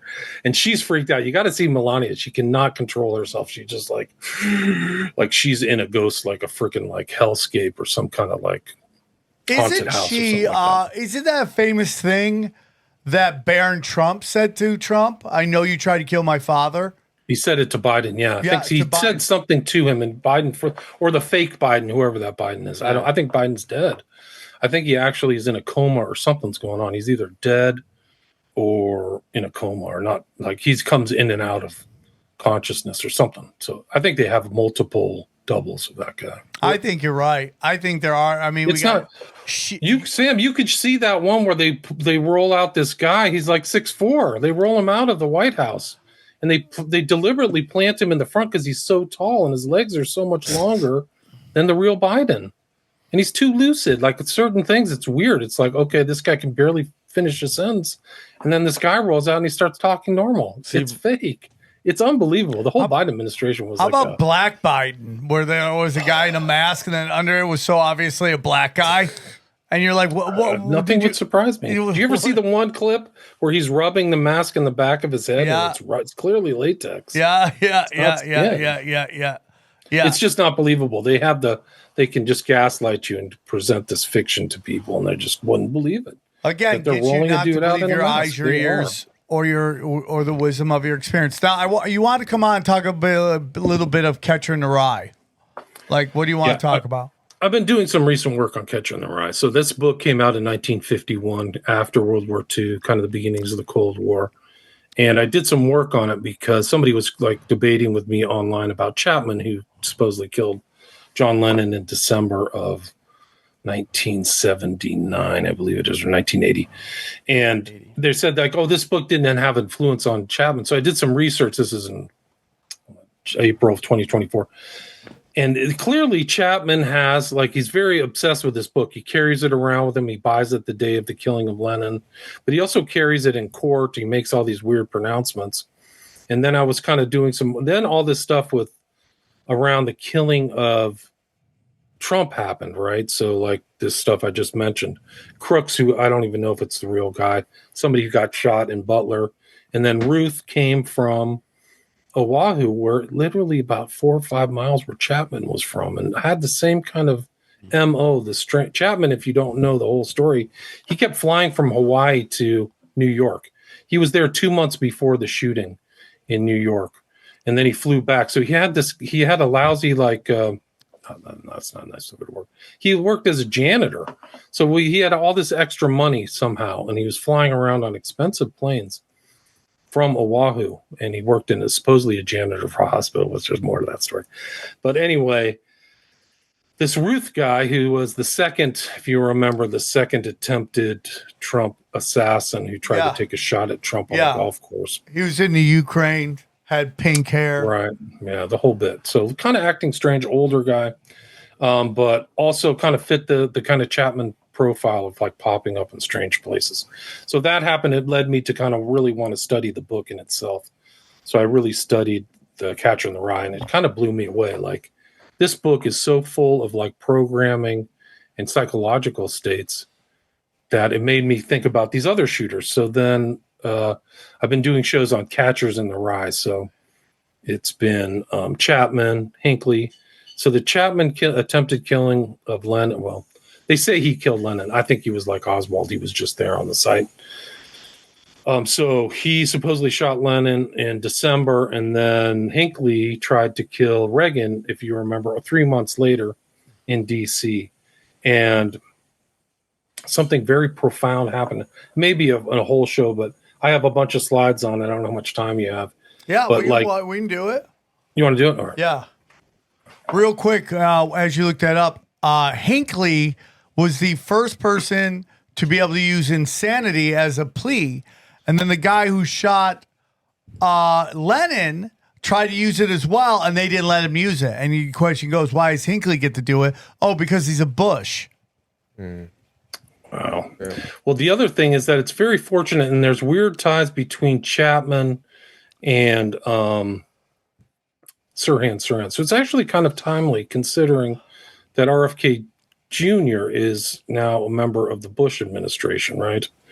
But it's crazy. This whole Catcher in the Rye, there's a lot going on with this whole book, but it's basically, just for people who may not have read it in a while, it's 65 million copies of this book were sold worldwide. Wow. So literally about 1 million copies a year. And it's almost required reading in public schools. Yeah. And it's very strange in the sense when you really read it with a critical eye, like I'm 56, so I kind of know a little bit about mind control. I can't say I'm an expert, but like this book has repetition. It talks about things that are much more sophisticated. The story of the book is this guy, Holden Caulfield. And I know you've had Atwell on the show. So Atwell's talked about masonry and pedophilia in this, which he senses masonry. I didn't see any of that. But pedophilia is definitely a subject in this book, and kind of like sexual abuse. Holden Caulfield, 16. Call, in kind of old kind of history, a call is like when a baby is born. If it has a piece of the placenta over the face, it's the call over the face. It's considered that baby is special, so it's a privileged kind of child with second sight. So I don't think the name, and the names in the book are not accidental. There's all kinds of different names, but the call is kind of like making this anti-hero. There's nothing redeemable about Holden Caulfield, in my opinion. But the field is references, it's kind of a tie-in, and the red is a tie-in. The red of the cover is a tie-in into the narrative, which is about the catcher and the rye. So the rye is the like wheat, right? So rye is the grain, and the catcher is something that Holden Caulfield wants to be, redeem himself by saving children. So it's kind of a weird focus on children and kind of saving children from the culture. Basically, he has this vision in his mind that he's going to save children from falling off the cliff. He's going to be a catcher, but it's from a misreading of a poem by Burns about somebody going through the rye. So the catcher is not in this Burns poem, and it's part of Holden Caulfield's inability to correctly perceive the external world, which is kind of a trait of schizophrenia. So he almost is like a schizophrenic. But there's a lot going on in this book because of so many of these killers, of these famous people leading up to today. So, and at the end of the book, it goes, you follow Caulfield from his fourth expulsion from a private privilege school. He's a rich kid. It follows him going back to New York City to Central Park and being with his sister Phoebe and going to the carousel in Central Park, which is the Catcher in the Rye. You see this cover, the second cover here, if you're watching this. That's the carousel. Well, when Mangione, the healthcare shooter, killed that guy, they found some of his stuff at the carousel in Central Park. Ooh. And you'll see that in the slides. Oh, my God. Now Yeah, let no, me ask you something before it's we move incredible. forward. No, this is really incredible stuff. Let me ask you something before we move forward. Is there anything about the author that stands out? Yes, he's a member of Intel. So he was in Army intelligence in World War II. Whoa. Yeah, and he was kind of, I mean, he had a pedophile relationship with a 14-year-old. This is known because the girl talked about it today. You can see her online. He was 32 at the time, but this is the publication of this book. He was very young. Like, this is a sophisticated, psychologically sophisticated book, and I'll explain that. But he was in a relationship with a young girl. Supposedly, they didn't, have Congress with each other until she was of age. That's the story they're telling. I'm not sure I believe that, but it's a very inappropriate relationship, and it actually apes kind of the relationship of Holden, who's 16, with his 10-year-old sister, Phoebe, right? So it's kind of like pretty crazy. But the fact that there's like this depersonalization element of Holden Caulfield. Everybody's phony and the world is fake. So like he depersonalizes all these other things. He's a chain smoker, and there's weird references to dissociative states in this book. And this is 3 years after Kinsey's The Sex Life of an American Male, which was total Rockefeller propaganda. I don't even think that's my opinion. Like, it's been discredited by very valid, like his scientific, so-called quote scientific unquote research has not been validated by third parties. But so this book actually adds on to that, this Kinsey idea where everybody's gay and everything like that. This whole Kinsley culture is creation. a piece of shit. There's a couple people I like to go back in time and fight. Kinsley is one of them. Kinsey, yeah. Crowley connection too. So he tried to get Crowley would be Crowley's one, diaries, and oh my god, yeah. really? So he went to actual with Kenneth Anger, who's kind of a Crowley acolyte, really acolyte. That they went to Sicily to the Temple of Thelema, and there's pictures of him at the Temple of Thelema of all places. So Kinsey has this occult connection that's undeniable. Yeah. Now it's in Children of the Beast, my book, Children of the Beast. So this dissociative states, this guy, Holden 16, but he's in the care of a psychiatrist, right? Already. So he's troubled. And there's these repetitive phrases that are aped by like Sirhan. So you see this kind of like this narrative is they're including, somebody included, Salinger or somebody else included very profound kind of mind control scripts in this book. It's off the charts, and we'll get to other stuff. But in page 19 of this book, right at the beginning, he repeats, "You will, you will, you will," and he also there's hints of like sexual abuse and schizophrenia. He's always asking where the ducks go in Central Park, like where do the ducks go when it gets cold? So he doesn't understand that ducks fly south for the winter or whatever, right? He doesn't get it. He keeps repeating this. So he doesn't understand. And this red hat that you'll see in this cover, like in a benign way, you look at that, it's just a guy chain smoker. He's a chain smoker. There's the ducks, but that red hat, he refers to it as his human hunting hat. So that's a hat that he goes hunting humans with. And he repeats this all throughout the book. Oh my I wear God. a people shooting hat. I shoot people with this hat. Repetitive phrases. Like Salinger, whoever wrote this book, Intel or something, that we're all exposed to at a very early age. Like most people are given this in high school. Get this. So that's it. He does things. He breaks windows. He doesn't know what he's doing. What's that? Do you think it has triggers in it? Like psychological triggers that if you are wired a certain way, it will activate? Yes, I do. Whoa! I think it's really that profound. Yeah. I think it's it's almost, I in a most recent interview, I said it's almost like if you saw that movie, The Evil Dead, where they have the book and he opens it up and all kinds of bad stuff happen. Yeah. I think this book is like that. It's getting worse. I'm just doing like a cursory overview. He repeats, "I am a madman," over and over. So he's like, "I am a madman. I am a madman. God knows I'm a madman." He's fascinated and scared by blood. He talks about getting the axe. So everything that happens to him is violent. Like there's this, my dad is going to kill you, or dad's going to kill you. So these strong, very strong, violent words are just put through this. They mention a trance.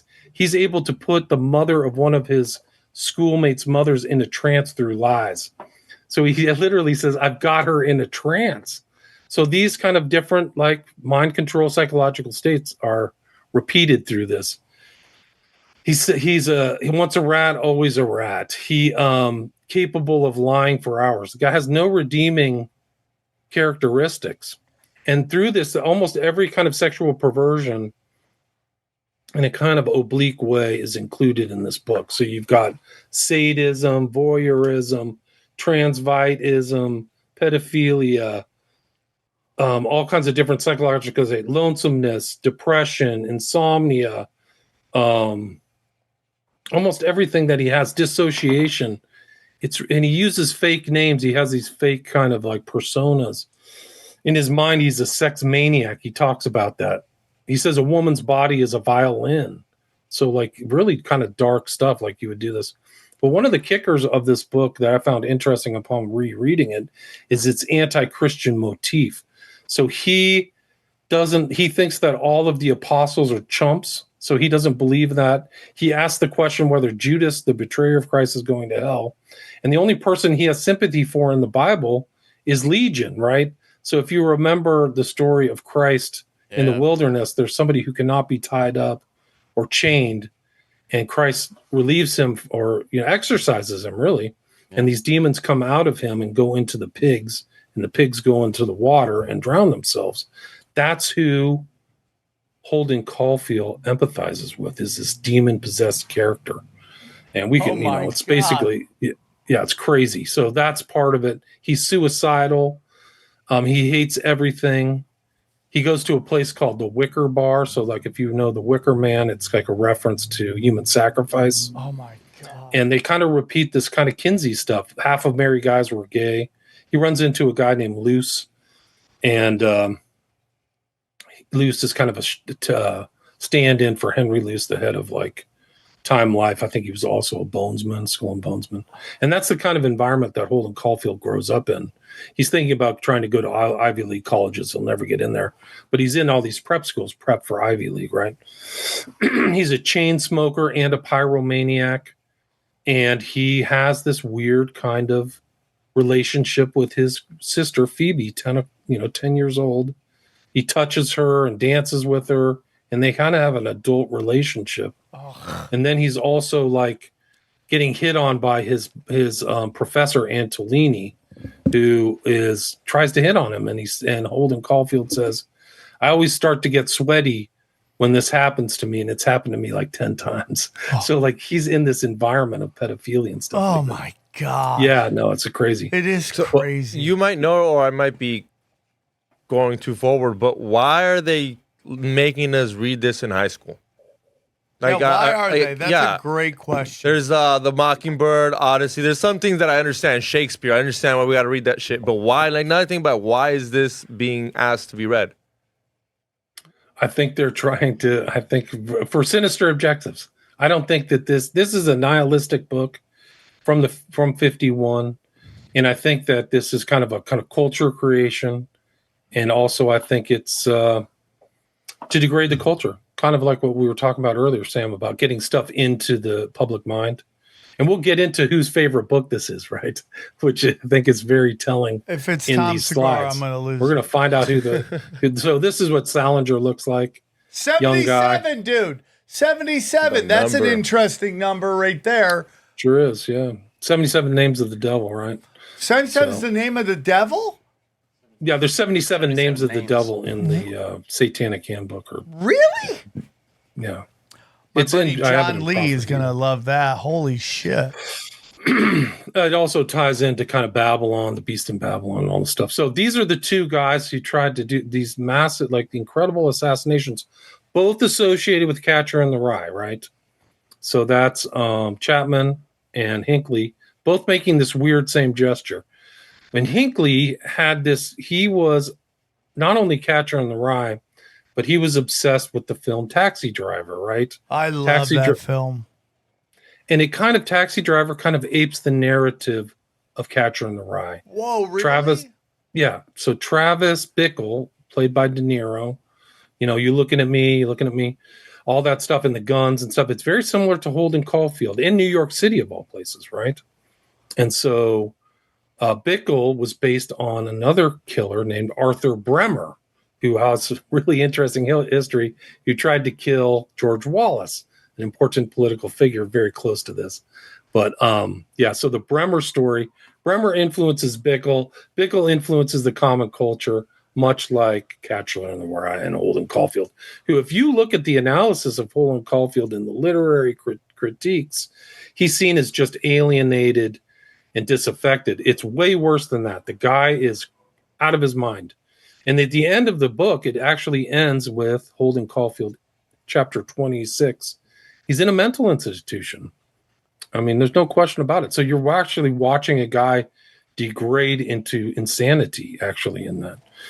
So there's Hinckley. This is actually recent. This was November so 2024. crazy. They're saying John Hinckley Jr. asked by ex-users to assassinate Donald Trump. I mean, people are just coming out and saying it. It's so crazy to me. I've never seen that before. I mean, they did more than say it, didn't they? I mean, they tried. If you believe what happened. So anyway, so then this story, like I said, it apes the story. Jodie Foster's 12, right? Yeah. Phoebe in the book is 10. So Bickle is trying to save Foster from the pimp, right? So this is kind of, and she's very I think that this experience, like Jodie Foster was traumatized by it. So there's Travis Bickle. And I'm sorry, but Robert De Niro has very dark history associated with pedophilia. Multiple times, whether it's Roman Polanski, whether it's a European child sex trafficking escort ring, his name has been associated with it over and over and over again. Right. So these guys are similar. There's kind of like this element of suicide. They're suicidal. So both Hinckley and Before the Axe and Chapman are suicidal. And this is from the president is going to be shot. And this kind of ties into Chapman, which we'll find. But I'll read from the president's been shot. Hinckley identified with Travis and began to act like him after he'd seen the film 15 times. He bought the same clothes, ate the same foods, drank the same liquors, invented a girlfriend just like had Bickle. So he took on this persona of Travis Bickle from Taxi Driver. And here's another attachment to the Catcher in the Rye that a lot of people don't know about. Maybe in Hollywood you would, but this is Robert John Bardo. He killed Rebecca Schaefer. I don't know if you guys remember this story. Yeah, that's so sad. Okay. So this is it. So this is the story of what happened. Police directed to evidence an actress's death. Saw Schaefer's assailant fleeing the scene in a yellow shirt, jeans, and floppy scandals. Yellow, like the yellow color of Catcher in the Rye. Interesting. When he was arrested in Tucson, he was wearing a T-shirt, jeans, and sandals. A red paperback copy of The Catcher in the Rye was found on the roof of the Beverly Palms Rehabilitation Center on Beverly Boulevard. Bardo, indicated he threw a red-covered paperback book entitled The Catcher in the Rye in the alley while he was running.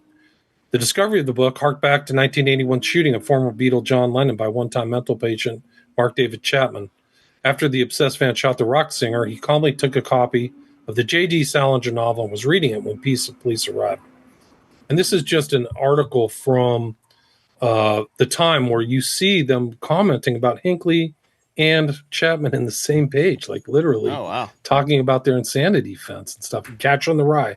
Reads Catcher in the Rye passage in court, so we'll get to Chapman. Because Chapman doesn't only just read The Catcher in the Rye, he says he become much like Hinckley became Bickle, Chapman became Caulfield.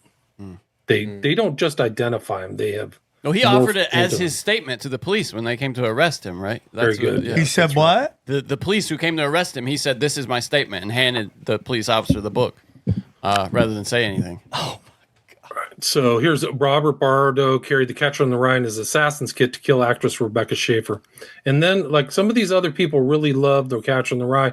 There was, according to one person that we'll see, Lee Harvey Oswald had a copy of it, and JFK, and both Reagan and JFK liked Catcher in the Rye. They really liked the book. But if you read it, it's super disturbing. Yeah, I remember not liking it, too. Hughes Killer had a copy of Catcher. How the Catcher in the Rye is linked to JFK, John Lennon, and Rebecca Schaefer. That's an article.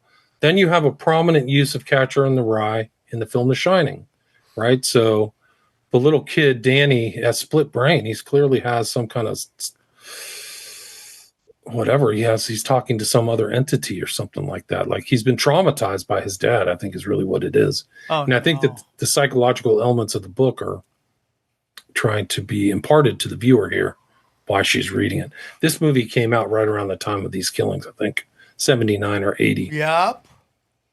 And then the movie Conspiracy Theory, Mel Gibson, he's always obsessed with Catcher in the Rye. You can watch that. And then this is kind of from Joe Atwell, who you've had on. But I concluded this because of the hat, also the Freemason stuff that Joe knows, so you can check that out. But also this last sentence. It's alleged that Lee Harvey Oswald had a copy in his apartment and that it was one of his favorite books, although it's disputed. So Grok couldn't really ask. But this is like a quote from Catcher in the Rye. This is a people shooting hat. I said, I shoot people in this hat. That's his hat. So it's all over the imagery. So if you know that, like if you don't know the book and see this, you just go, this is a weird kid walking around. But if you know the book, this means he's a human hunter, right? Chain smoker. And then the mind games. I've read this. This is the most recent book about the Lennon assassination, David Whelan. But I did quote from this one, John Lennon, Murder of John Lennon by Fenton Bresler, which has sections on mind control, like literally knows about it. But it's pretty incredible, like the stuff that happened with Chapman after the shooting. So here's this concept of the trance, which is in the book. When you come to read in detail about how Mark Chapman behaved after Lennon's murder, you will find a striking parallel between the dazed, in a trance-like condition of the two men. Mark remembered more of the actual killing, but otherwise their reactions were almost identical. That's to Sirhan Sirhan. And both Mark Chapman and Sirhan Sirhan had the same doctor. 12 years apart, his name was Diamond. And Chapman was under the care of like six doctors. It's off the charts. Yeah, who had the same doctor?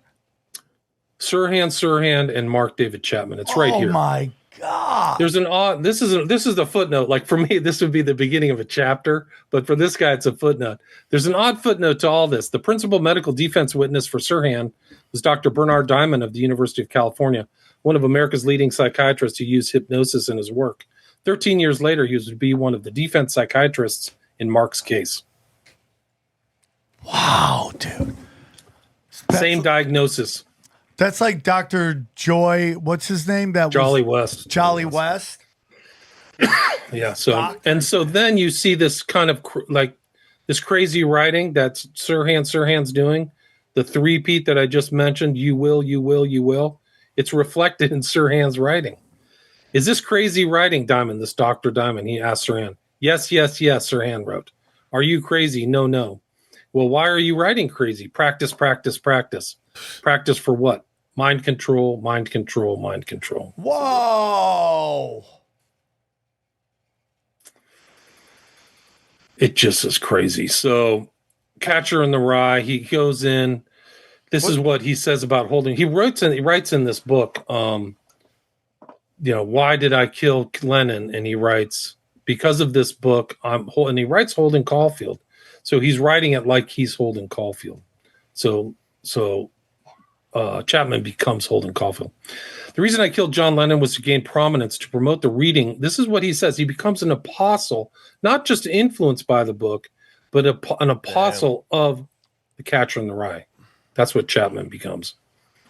And he writes this. Okay. After all, this is the book that amazed New York policemen found him quietly reading outside the Dakota when he had thrown down the gun immediately after killing Lennon. The Dakota is where they filmed Rosemary's Baby, if you don't know that. Oh. Where it's right off Central Park, right? So the theme of Central Park in the book in real life is the same. Like, it's crazy. With the inscription inside the cover written by Mark, to Holden Caulfield from Holden Caulfield. This is my statement.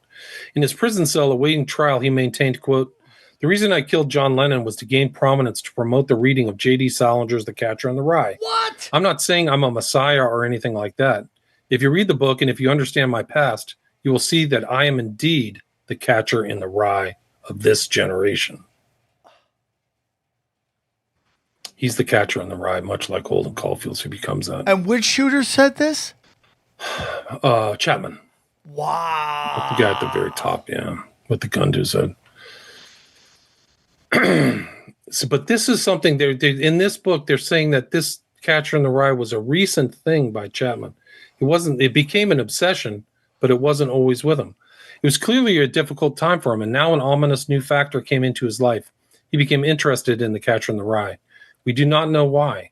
We do not know if anyone suggested it to him, and if so, who. Catcher is a book that most people read once in their life in their teens. That is it. So why on earth, seemingly out of the blue, did Mark suddenly get so involved in a book that, like most of his generation of young Americans, he had already read before at school nearly 10 years earlier? He was 24 or 25, much like Sirhan, Oswald, and Hinckley. They're all around the same age. Like, you can't write it right. Like, these are commonalities that are unnerving. Dude, this is crazy. Yeah, no, it gets crazy. Let's see. So then he goes to court. He gets interested in this book. He's in Hawaii. Catcher in the Rye. He's interested in this. I mean, we can go into detail, but the interesting thing is that he goes to buy this Catcher in the Rye. This is the day of the murder. As he walked the 20 blocks up to the Dakota on West 72nd Street, incongruous amid the lightly dressed New Yorkers with his heavy winter gear, he realized he was missing a prop. He had with him his Double Fantasy album, but something was missing. He halted his progress toward Lennon's selected place of execution and dived into a bookshop to emerge with a red paperback copy of The Catcher in the Rye. On the title page, he wrote, "To Holden Caulfield, from Holden Caulfield." And below that, "This is my statement." So then he's sitting outside the door. He sees his son, Sean Lennon. And then in between times, he opens and read from the book, The Catcher in the Rye. So he's reading it the whole time. Lennon signs the damn album for the guy, by the way. His killer earlier in the day, Shit. he signs his album for him. That's how nice a guy he is. And then the guy comes back and shoots him later. After he signed it. I could see if he didn't sign it, you go back and shoot him. But after he signed it, you still want to shoot him? Yeah. Isn't that terrible? Right. So then this is something he writes to the New York Times. This is a prominent, the most prominent newspaper at the time when there was no internet. So he writes this the February 1st, like 2 months later. Whatever the true explanation, on Sunday, the 1st February, Mark sat down and wrote to the New York Times in ballpoint capitals a statement which the newspaper printed 8 days later. Seldom could a book that first appeared in paperback 17 years earlier have had such a glowing sales boost. Quote, "It is my sincere belief that presenting this written statement will not only stimulate the reading of J.D. Salinger's The Catcher in the Rye, but will also help many to understand what has happened. If you were able to view the actual copy of The Catcher in the Rye that was taken from me on the night of December 8th, you would find in it the handwritten words, 'This is my statement.' Unfortunately, I was unable to continue this stance and have since spoken openly with the police, doctors, and others involved in this case. I've now fully realized that this should not have been done, for it removed the emphasis that I wanted to place on the book. My wish is for all of you to someday read The Catcher in the Rye. All of my efforts will now be devoted toward this goal, for this extraordinary book holds many answers. My true hope is that in wanting to find these answers, you will read The Catcher in the Rye. Thank you. Mark David Chapman, The Catcher in the Rye." So weird, dude. So weird. Then he appears in court. August 1981. Mark David Chapman, his hair close cropped from an incident with Greg Crimmins' help. He totally shaved his head. Sign of mind control. Walked into Justice Edwards' court on his usual heavy armed guard. He carried with him a copy of The Catcher in the Rye. So he carries with it into court. And then he worked carefully on this page. What about Mark himself? He had spent several hours listening to other people talking about him. What did he have to say in his own defense? Asked if he had anything to say into the court before sentence was pronounced, he had pled guilty. Mark opened his copy of The Catcher in the Rye and read an extract to the hushed part 49. He had worked it out carefully. If you want to check it out for yourself, it is to be found in the 173rd page of the Phantom paperback. Holden Caulfield is talking to his young sister, Phoebe, the only person in the world whom he really loves, about what he wants to be when he grows up. She suggests a lawyer like their father, but Holden dismisses lawyers as phonies. What he wants to be is a catcher in the rye, and he explains what he means in this passage cited by Mark David Chapman on his Day of Judgment. Quote, "Anyway, I keep picturing all these little kids playing some game in this big field of rye, and all thousands of little kids. Nobody is around, nobody big, except me, and I'm standing on the edge of some craggy cliff. What I have to do, I have to catch everybody if they start to go over the cliff. They are running and they don't look where they are going. I have to come out from somewhere and catch them. That's all I do all day, just be the catcher in the rye." So that's Mark David Chapman, this kind of apostle of this book, The Catcher in the Rye. And then this is from Rawhide Down. Reagan's Secret Service name was Rawhide, so that's what the title of this book is. But this is page 22. And this is Hinckley on his way, his journey to kill Reagan in D.C., who had become Travis Bickle, right? Just like you said. The 4-day trip was a blur of fast food and brief stops: Las Vegas, Cheyenne, Chicago, Cleveland, Pittsburgh, traveling through Utah. He awoke from a brief nap to find the bus hurtling through a massive snowstorm. He spent much of the trip slouched in a window seat, watching the scenery stream by or reading The Catcher in the Rye, J.D. Salinger's novel of teenage angst and alienation.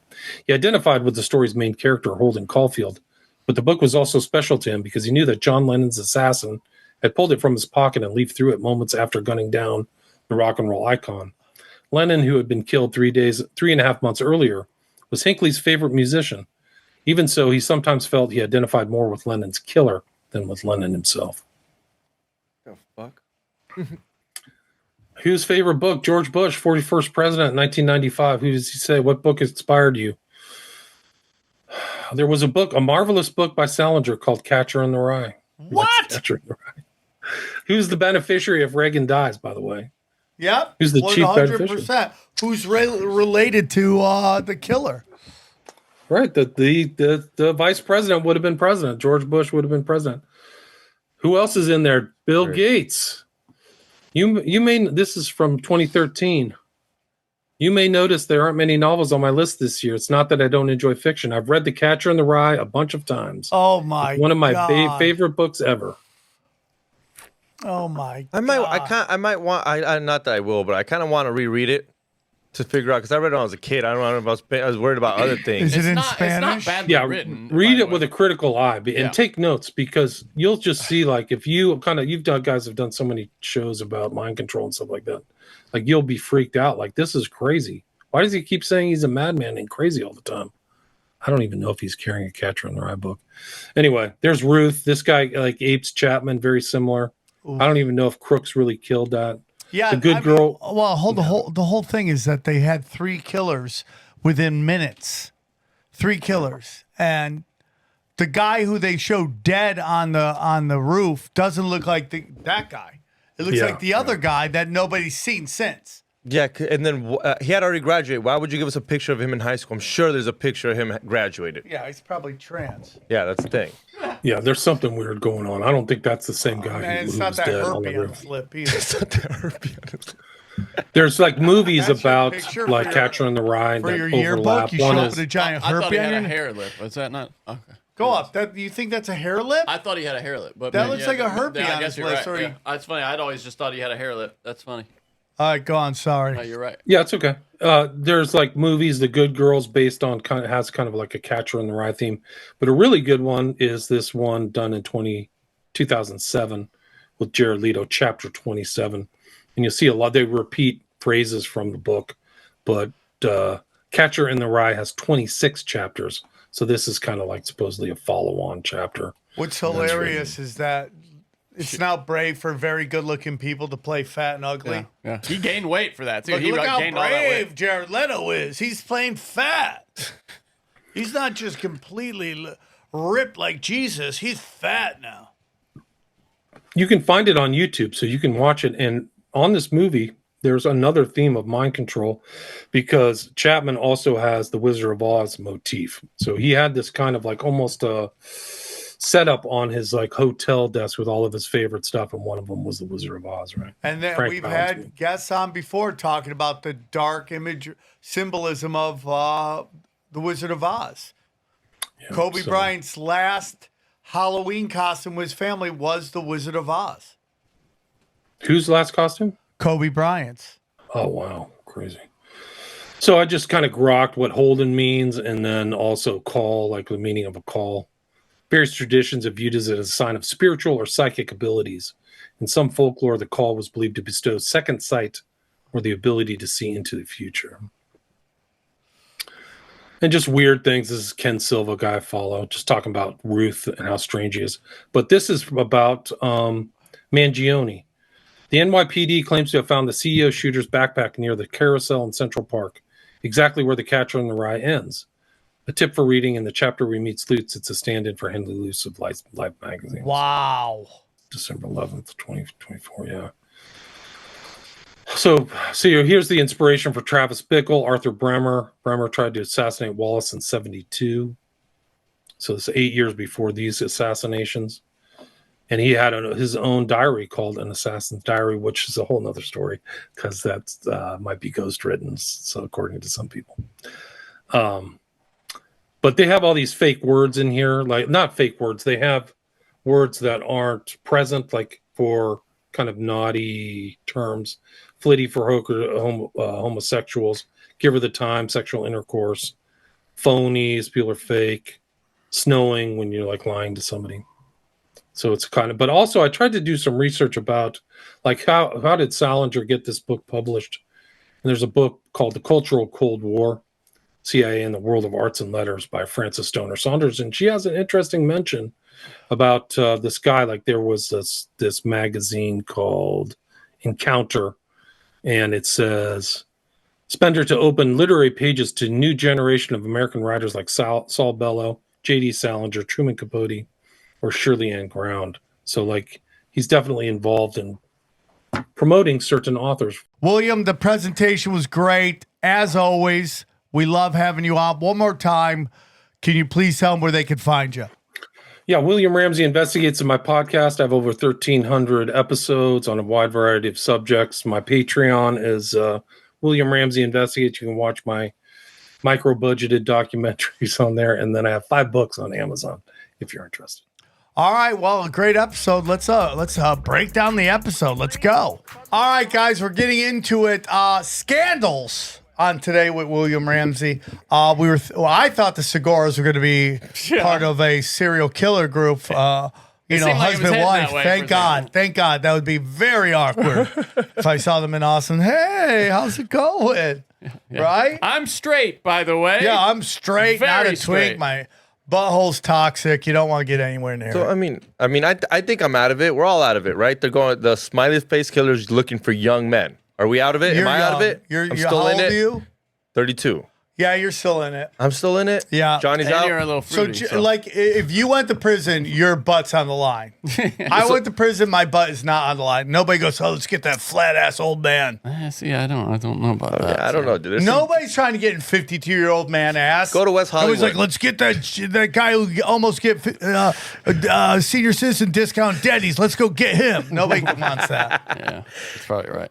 So, Johnny, you're still somewhat on it, but you're definitely on it. I'm definitely still on it. I can tell you the boys in West Hollywood think I'm still in it. That's Yeah, for sure. Every time I go it's walk. always good to be hit on by It's the mostly gang. trans, though. Yeah, good Like, for they're you, very Johnny. Well, outgoing. that's what happens when you go to trans bars. That's You get hit on by fair the enough. trans. That is true. So can we decide that we won't go to Austin since me and Johnny are still No, up I'm on? going. You guys can stay home. Oh, we're not invited anymore. Actually, there you go. You don't know. I'm ready to go get a place right now. I'm not even kidding. Well, you were telling us the numbers on a house over there. I was like, no way. Johnny, look it up. Go on Zillow. Look at prices. Zillow, we're gonna Zillow bait a little bit Let's here. do a Zillow bait and get into it. Well, William Ramsey was great. Catcher in the Rye, that was so interesting. I mean, we've had people come on, but never to the depth. Come on, talk about the Catcher in the Rye. I did order it, by the way. Do you I feel like I'm dancing a dirty dance. And you can bundle it with 1984, and there was one other book. I forget what I bought. Is this the single wide trailer you were looking at earlier? Is this it right?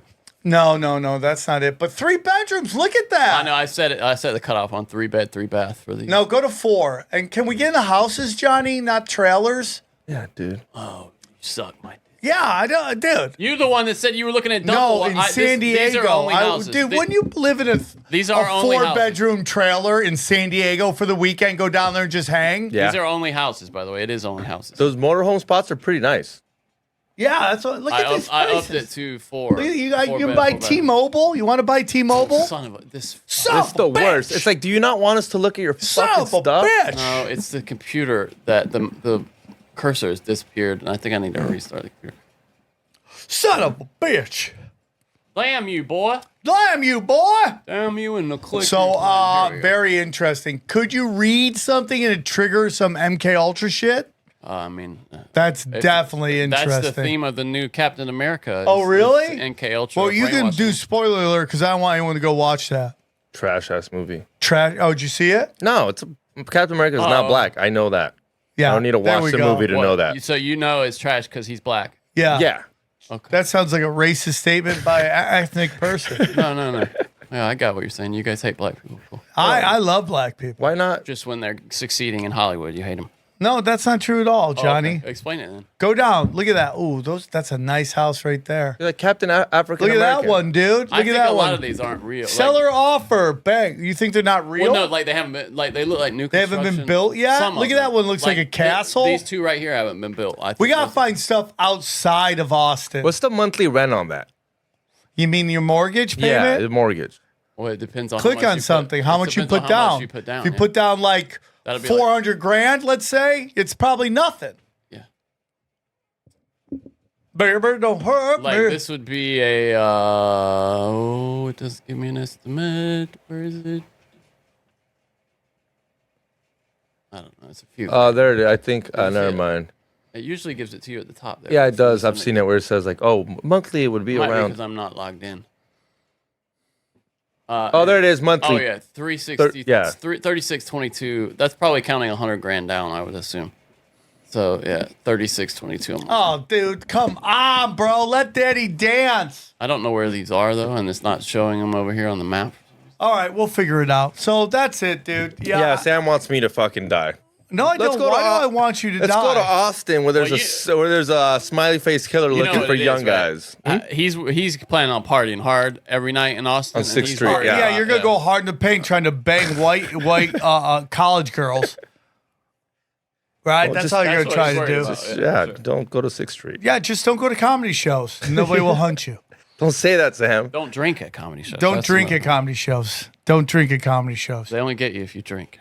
Yeah, that's my story. Anything else, guys? One more. Do you think they should ban Catcher in the Rye from being read at high school, where you have to read No, it? I believe in the First Amendment. I mean, not banned. It shouldn't be mandatory. Yeah, no, though. I'm not saying you shouldn't be in the library, but then make you read it. It's literally like part of it's like Yeah, so it's kind of like part of the the American canon, right? Like they make yeah. you- No, I mean, it was okay. It's well written, of course, but I just thought it was bleak. as a Like kid. I mean, I'm not gonna. I remember the teacher telling us that this movie made people kill people, and I was really excited to. The movie? No, I mean the book. That the book I don't, made. Is there a movie? I never saw it. If there is, I don't know. There might be one. Actually, I don't remember. Yeah, but I was a little excited to read it, and I was like, this made someone kill someone. Yeah. I mean, there's retards out there, dude. There's like big time retards out there. Like I saw the funniest meme. It was about how men and women respond to bots. Like if a super hot chick hits on a guy on the internet, it's like, oh, you're a fucking bot. Whatever bot.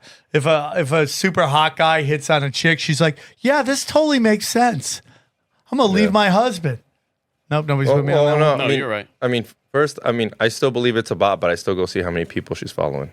Like I still do a little deeper. I'll do a Oh little yeah, you're like, research. oh okay, I could see this. Yeah, I can see her supermodel yeah. and me She totally lives- getting yeah, I'm together. like, she listens to I mean, dude, Tinfoil if Hat. the smiley face killer wants it, why wouldn't this chick want it?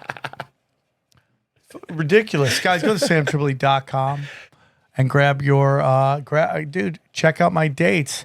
I'm going to be in Phoenix, Arizona. I'm going to be in Louisville, Kentucky. I'm going to be in Fort Wayne. I'm going to be in Detroit, Michigan, and Tacoma. More dates coming. Daddy's independent, so we book as we go. And people who ask for Michigan, Detroit, go, because you guys been asking if Sam. You've been Yeah, asking. and if you guys can't fill it up, he ain't gonna be there I'm for coming. a while. Hanging and banging, dude. Hanging and banging. All my premium content is there. $8 a month. You get 3 episodes a week. And if I don't get it out that week, I try to do as many as I can the following week to make up for it. But deep dives, we break down conspiracy videos, we interview wonderful people, we listen to Johnny Cash read the Bible. I do shows with my boys Austin Picard and Brad Binkley. I mean, it's all there. It's all there. It's everything you could ever want in premium content. So much. I know you guys, I put out a lot of content, but this is a great way to support and help out. Guys, if you're looking to make money, you want to put your money into motion, go check out patreon.com/cashdaddies. Talk about it, Johnny. Talk about it. I think since we last did, it went up 4. It keeps going. Wow. People are that's been the government agents listening to us while we record. Yeah, they want to make money too. It's Howie Dewey powering the ship over there. He's a idiot savant, heavy on the idiot, as Sam always says. He's a what is he? Used to work Wall Street or something, right? Yeah. He's got this background that makes him pretty much an expert. Although we make no claims that he is an expert, he could just totally have duped us. But he's right more often than he's not, and we've had because of the volatility in the market, very successful week. We have a premium version of the podcast where we take a Q&A, and we do it every week. It's great. Yeah, you get your money's worth. It's blessings. 1,000 subscribers, and no one's paid for the making whoopee. Yeah. What's up, guys? I mean, people are starting to willing to do it, but I think they're all talk. I don't know. You're all talk. Everyone's all talk. Maybe at the big 1,000, we'll have a tournament. I do get to make love in front of all of us in the green room. Sam's just gonna book an extra room for anybody who wants to, any couples that want a bone. Yeah, you guys want a bone? Do you guys want a bone? Dude, okay. Go to we got the Cast Twins. Support us. We're doing great stuff. We're gonna start working on the animations now. Go down. Okay. And then our affiliates, guys. This is Nope, t-shirts, don't forget dude. T-shirt, new T-shirt alert. 2 new t-shirts. Go back. We got 2 new t-shirts. Populist versus establishment. What do you guys think that was? There you go. Johnny, thoughts? Skeptical eyes. What is that? I don't know what that's a send up. That's like people versus the elites. No, but is that like in the style of something else that I don't know? Yeah, it's like some versus everyone and stuff like that. That's okay, Johnny. You don't have to like everything. Go back. I like it. Yeah, but Fuck versus Zuck is a classic. Get it now. Fuck versus Zuck. Yeah. I love Fuck that shirt. Zuck. That picture of him on there is great. Let's go, bro. Let's go. And you can wear it out because they can't read the word. Rife Technology. Buy gold and silver. You know we love it. Hydrogen brown gas. Get in on that. You're still buying it. I appreciate it. Mineral King, dude. Nice. Get those nanotechnology. Get all that, those nasty laboratory chemicals out of your body. Go to Chemical Free Body and grab your supplements there. Harley Ray, if you need candles, sage, crystals, EMF rocks, if you're trying to fight that dirty electricity. If you need to get in shape, what Daddy needs to do, talk to Joel Staley. And then Brain Supreme, if you want to go next level. And then finally, Prometheus. Let's go for decentralized social media. And our Telegram for the show is jumping. You'll find out why I'm doing live ones. I always put a link in the Telegram. Go down a little bit. And then all my RSS feeds, we're going to add doom scrolling there. Go down. That doom scrolling is live streamed every Tuesday at 2:30 p.m. Pacific Standard Time. And then radio shows. Anything else? Go to Extreme Martial Spot. Just did my first poker vlog at the Commerce Casino with access to record. So Are you allowed to do that? I got access, so you can see my hands and all that. So watch me win or lose money. Go check it out. I'm going to go with lose. Go to Broken Sam in your podcasting app. We have a lot of fun over there. It's kind of a crazy, I mean, it's a miracle, honestly. It's been growing in popularity, and it is a miracle. I don't quite understand why. It's just us kind of trying to keep the thing on the rails every week, just talking about whatever. It's a show about nothing, really. We've always said it really is, and people like it, especially when they find out Johnny's sexually attracted to me. All right, guys, thank you so much. That's it. Yeah. Enjoy the highlights. Here's a clip from the latest Broken Sim. Tucker Carlson had a guy on who was talking about what intelligence has done to the religious apparatus in Ukraine. Did you see this? It's kind of fascinating. Check this out. Yes. It dates back to 2014. Hold on. I might have to. We believe it began with Victoria Nuland, who, this was a big operation because she worked with the ambassador of the United States to Ukraine, amazingly becomes the ambassador of the United States to Greece. And it is, in fact, the patriarch of the Constantinople church that becomes the one who engineers basically the destruction of our church by taking canonical control away from Moscow and taking it to himself, violating a treaty from the 17th century. So we have the United States, and by the way, this was engineered by Secretary of State Pompeo. So this isn't just a Democrat thing. Secretary of State Pompeo was the difference directly between involved. Toria Nuland and Mike Pompeo is negligible. There's no difference at all that I'm aware of. He Some maybe say they're the same person in drag. is, and therefore more sinister, but they have the same views on everything. Well, in any event, Pompeo was involved in basically having this, what's called in religious terms, a tomos granted so that Ukraine could establish an autocephalous church. This is in 2019. So the church 2019 that is allegedly now a clean church away from Russia is 5 years old. Do you know who at the State Department worked on this op to create a fake church? Yes. It That dates is back so to 2014. crazy. 2014. We believe it began with Victoria Nuland, who, I mean, this was a big operation. And then that was because the beginning going around again. But yeah, so they created like a schism, a split in the church that was the dominant church in Ukraine, in laying the groundwork for this cultural division that fed the war. That's how in depth these intelligence and people who say we're crazy, spotting psyops everywhere. They do it, man. It just happens. These are harmful conspiracy theories, by the way. If YouTube's algorithm is spying us right now. These are so harmful. we're I just am making fun of them. harmed. Johnny, read some super chats. We're making fun of these conspiracy theories. They're so silly. These stupid conspiracy theories. They are so dumb. Doug Wilson says, Sam, I got banned from the hub.